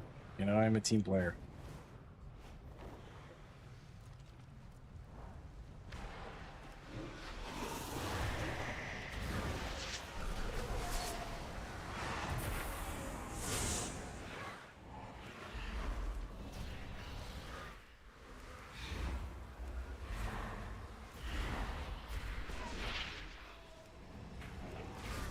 I've lost so many games. I've lost so many games from a ret not calling out when someone's on top of them. So many games. Like, I don't know, percentages of games I've lost, like single reasons, that's got to be top 3, if not at least top 2. So I was like, I don't want the rets to sit. No.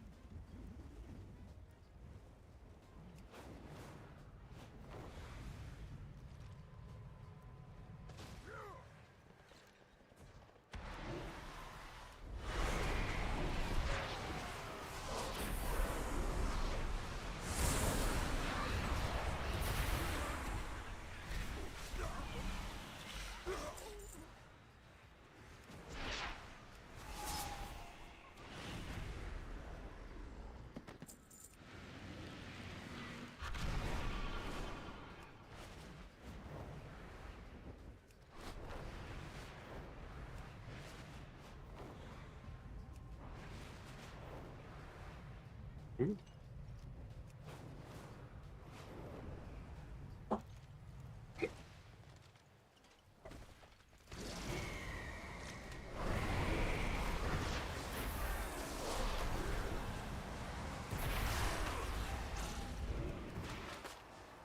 Ay.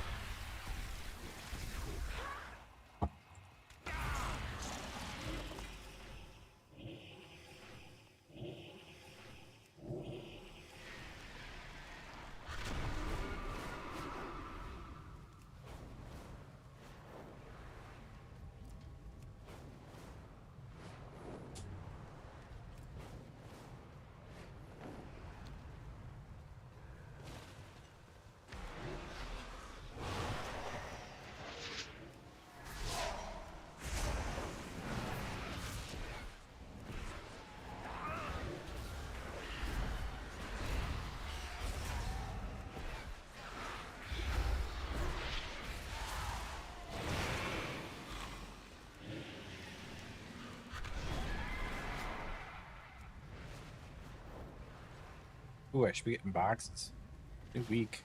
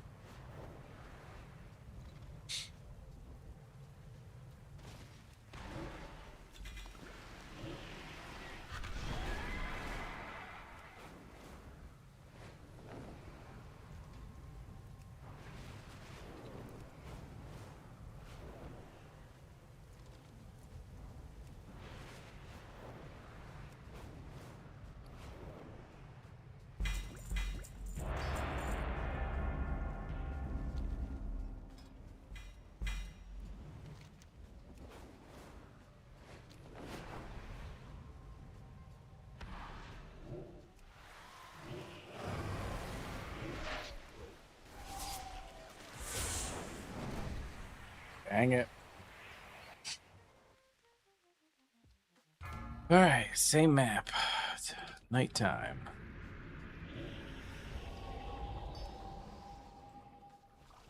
That was the good rogue that was against me last time. I think I'm in the same build.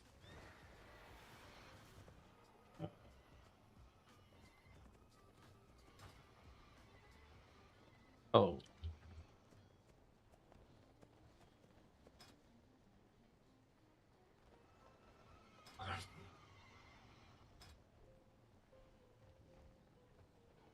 He's not quite as high for eating anymore. Poor guy.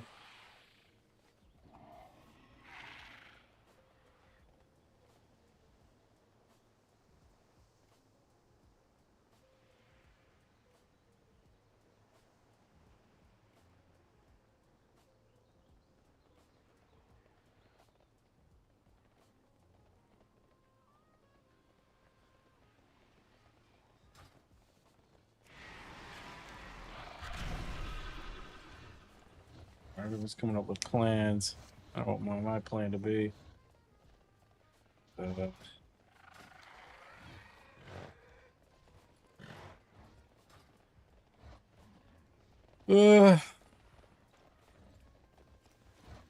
is going on?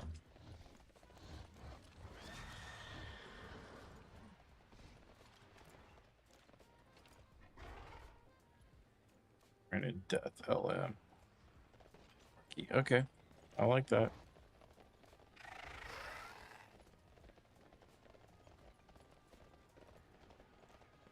I hate going LM with the heals because I always match theirs, and it's just something about it's always off.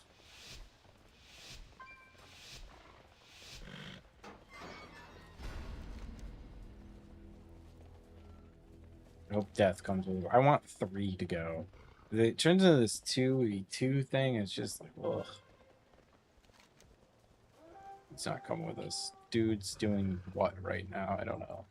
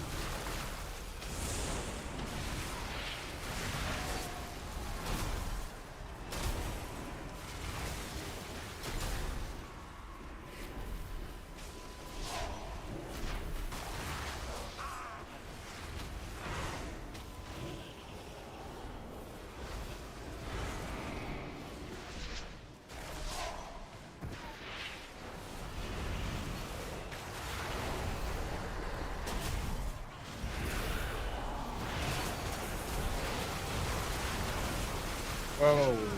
Okay, I got crushed there. Brother. DKs are just ridiculous.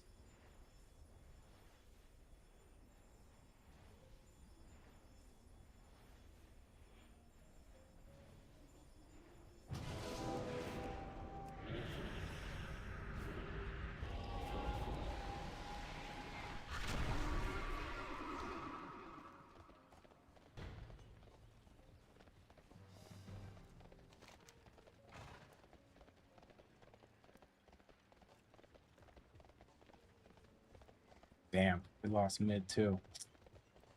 Shit.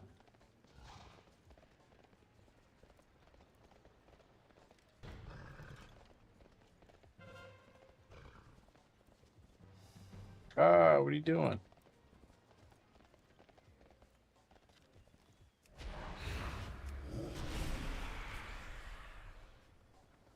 We have a rogue, dude.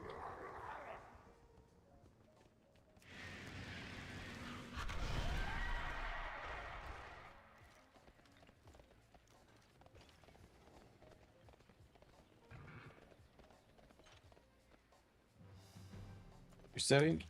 You're sitting.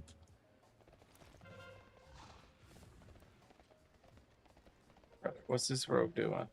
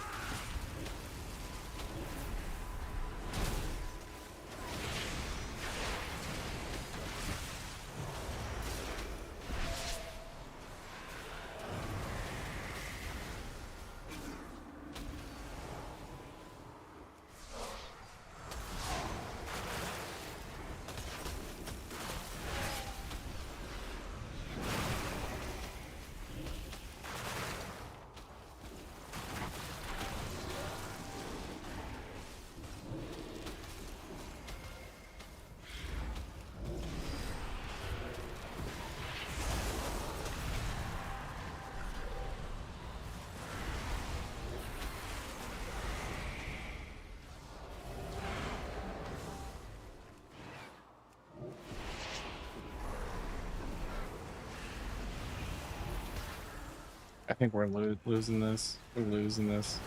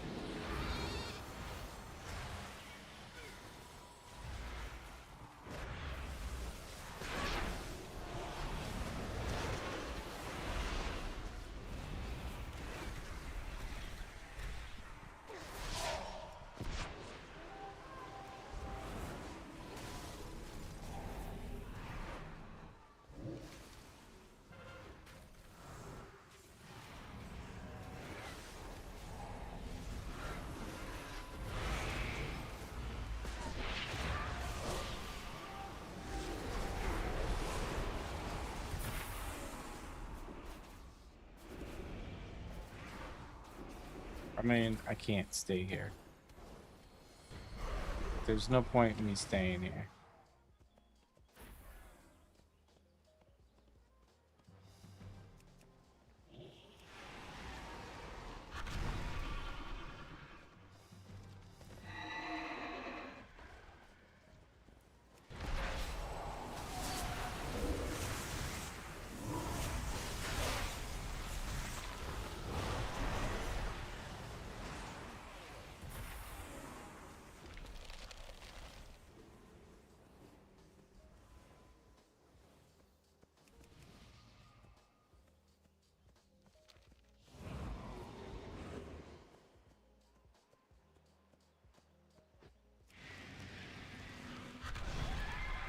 We can cap 3 again.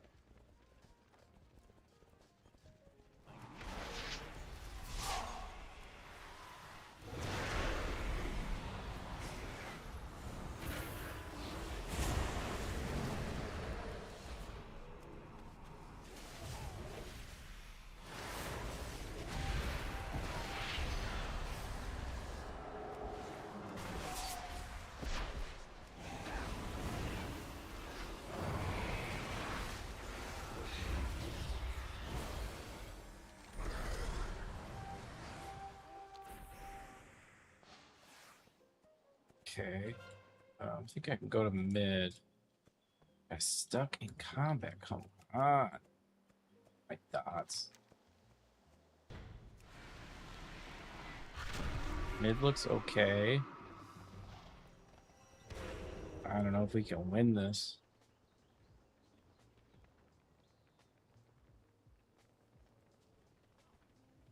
This guy could steal that. That would be sick. That would be win.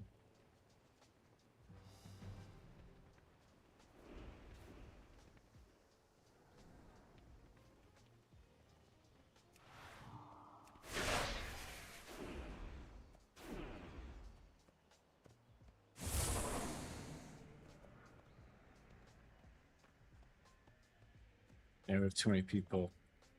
Too many people sticking around here. Damn. Ugh. Well, that was really close. Really close. Really close. Really close. This guy was doing crazy good. Altitude had 6 assaults. Holy moly. That guy won the game for them. I don't know, this guy was just trying to hold on to... I don't know what he was doing.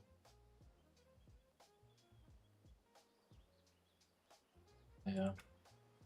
Goes to 2300 again. All right. Well, I think I'm going to kick off this stream. So, return some videotapes.